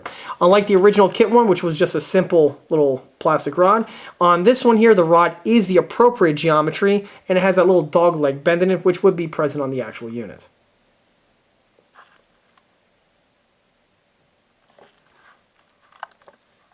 On the top portion over here, you can see that the tarpaulin tripod sections were recycled. They were simply just cleaned up and just repainted to the format that we see presently. On the trunnion section, like I touched upon before, there were some seams to contend with, and once the seams are all removed, you have the look that you see here. And also, just like with the transmission cover, the mantlet did receive a little bit of cast texturing, giving it, again, a little bit more enhancement compared to the smooth kit original counterpart. And on the 90mm, like with all plastic tank models that have a two-piece barrel assembly, once the seam work is completed, it really does complete the model in giving it that polished look like you see here. With the camera off the tripod, I briefly want to mention the interior section of this model. As I touched upon before, with the way the bucket system is designed, you do have to come up with a clever solution how to properly paint the inside and do it in a way that is not very intrusive. And the way I developed when I was younger was to paint the walls of the section with the white. This gives the illusion that the interior is fully fleshed out and is painted with the white coloring, but you also have the floorboards right there with the appropriate shade of green, as I touched upon before. Also, as I mentioned before, you can see that with the camera vertically over the model. This is what I was referencing before about why the floorboards on these tank destroyers and open-top vehicles are painted in olive drab. If you're flying in a plane overhead, you're going to see that as opposed to a nice, bright, shiny white circle just jumping out at you saying, here I am, I'm a military vehicle, drop a bomb on me. Also, what's interesting to point out is that with the Italeri model, it's basically intended to be left with the turret amidships like this here, and that is how you get to keep the floorboards with the proper orientation. Where things get interesting is if you want to render it with the turret rotated, and as you can see, that's going to be a bit problematic, specifically if you're focusing in on the interior section. You'll see that the floorboards are now completely rotated with the turret itself. And again, like I mentioned before, it's probably the biggest ding found on the old school Italeri M36B1 kit, but honestly, I just find this kit to be very charming. Hopping to the paint and the markings, as I touched upon before, this model is painted with my usual shade of World War II olive drab, and then it was painted and weathered to the configuration that we have here with my usual techniques. This would include filters, washes, and counter shading. Both dry brushing and airbrushing was used in order to complete the weathered look that's present on this model. For the markings, this is where the other Italeri M36B1 model that was in the stash came in handy. You see, while I was working on this one here, I also went ahead and built the other one side by side. Well, when it came time for painting and markings, I simply just painted the two models, and with the way that other kit is rendered out, you have several options of the markings, which came in handy for this one over here because I had more than enough markings to build both models completely. As for the markings, this one, of course, is a recent release of the M36B1 from Italeri, and with the recent release, I gotta say that the decal quality has definitely been improved compared to some of the older kits that I've built from Italeri in the past. Generally, Italeri markings have been hit and miss by and large. Sometimes they're okay, sometimes they are less so, but for this example over here, they went on without any sort of problems, and more importantly, they lacquered on even better. For the lacquer, I went with the VMS matte varnish, which is something that I frequently mention in these videos for a very good reason, because the quality of that material is excellent. Once the varnish was applied, it left for the final polished look like you see on this example here. Well, at the end of the day, this one here was a surprise even to me. This model turned out way better than my original expectations, and is definitely one that I had a blast with building for a second time around. This was one of those models where at Face value, it didn't seem like it was going to be that much of a project per se. You know, it was just more or less a polish job, or so I originally thought. However, with the little surprises that popped up here or there, it's definitely one that took it past the point that I even anticipated for myself, and that was actually a very happy accident. Also, if you made it to this point of the video, I want to say thank you very much for that. In this day and age where people have the attention span of a gnat and only are interested in about 30-second long video clips, it feels really, really good that I was able to keep your attention long enough throughout the duration of this video to get to this point. And that is actually something that does mean a lot to me, and I again want to give my special thanks for the people who've made it this far. As I often mention in these videos, these plastic models are far more resilient and are robust than a lot of people give them credit for or even realize. There is this misconception out there that these plastic models are a one-shot deal and you have one window in order to get the model built and built properly. Otherwise, it's just not going to turn out that well after repeat attempts. And that's clearly not necessarily the case. If you have a collection of plastic models and say a few of them are in a poor state of disrepair, either they didn't turn out all that great the first time around or they just fell into a decrepit state after a bunch of years of neglect, this is definitely not something to discount or even worse, throw into the garbage. With a little bit of love and a little bit of elbow grease, you can take one of those downtrodden builds and polish it up into a nice, beautiful example that would be a proud addition to have in your collection. Also, on that note, I do want to give a special shout out because I have had a lot of individuals who have been writing comments in my OTR videos, as well as also sending me private messages, letting me know that's because of these videos here that have inspired them to do exactly that. Dig into their collection, find builds that aren't in the best of shape, and give them the proper love and attention required in order to resurrect them and polish them up into something that's a bit more representable. And upon hearing that, it is both awesome and humbling at the same time. And it's with positive feedback like that is why I absolutely love bringing you these OTR videos like the one that you've just seen now. And just like with the other models in the OTR alumni, this one here spending its days in a dark, dusty, forgotten about bookshelf in the corner of the shop are over, and from here it's going to be put in a nice, clean, sterile, dust-proof plastic box, and then placed prominently in the ECA tank collection, which is definitely well-deserved for this model over here. And with that, that wraps up this episode of Old Tank Repair. If you like this video, be sure to subscribe to this channel where it's a great way to keep up to date on new posted content, being other old tank repair videos, small scale model showcase videos, and larger scale project update videos that frequently get posted to this channel. Another way to keep in loop with new posted content is by liking us on Facebook. There I have more photographs of this particular build, as well as the other smaller and larger scale builds that have been seen on this channel in the past. Furthermore, don't forget to swing by eastcoastarmory.com for more 1/16 and 1/6 scale builds and detail components. Thanks again, and I'll be seeing you all again on the next one. Take care.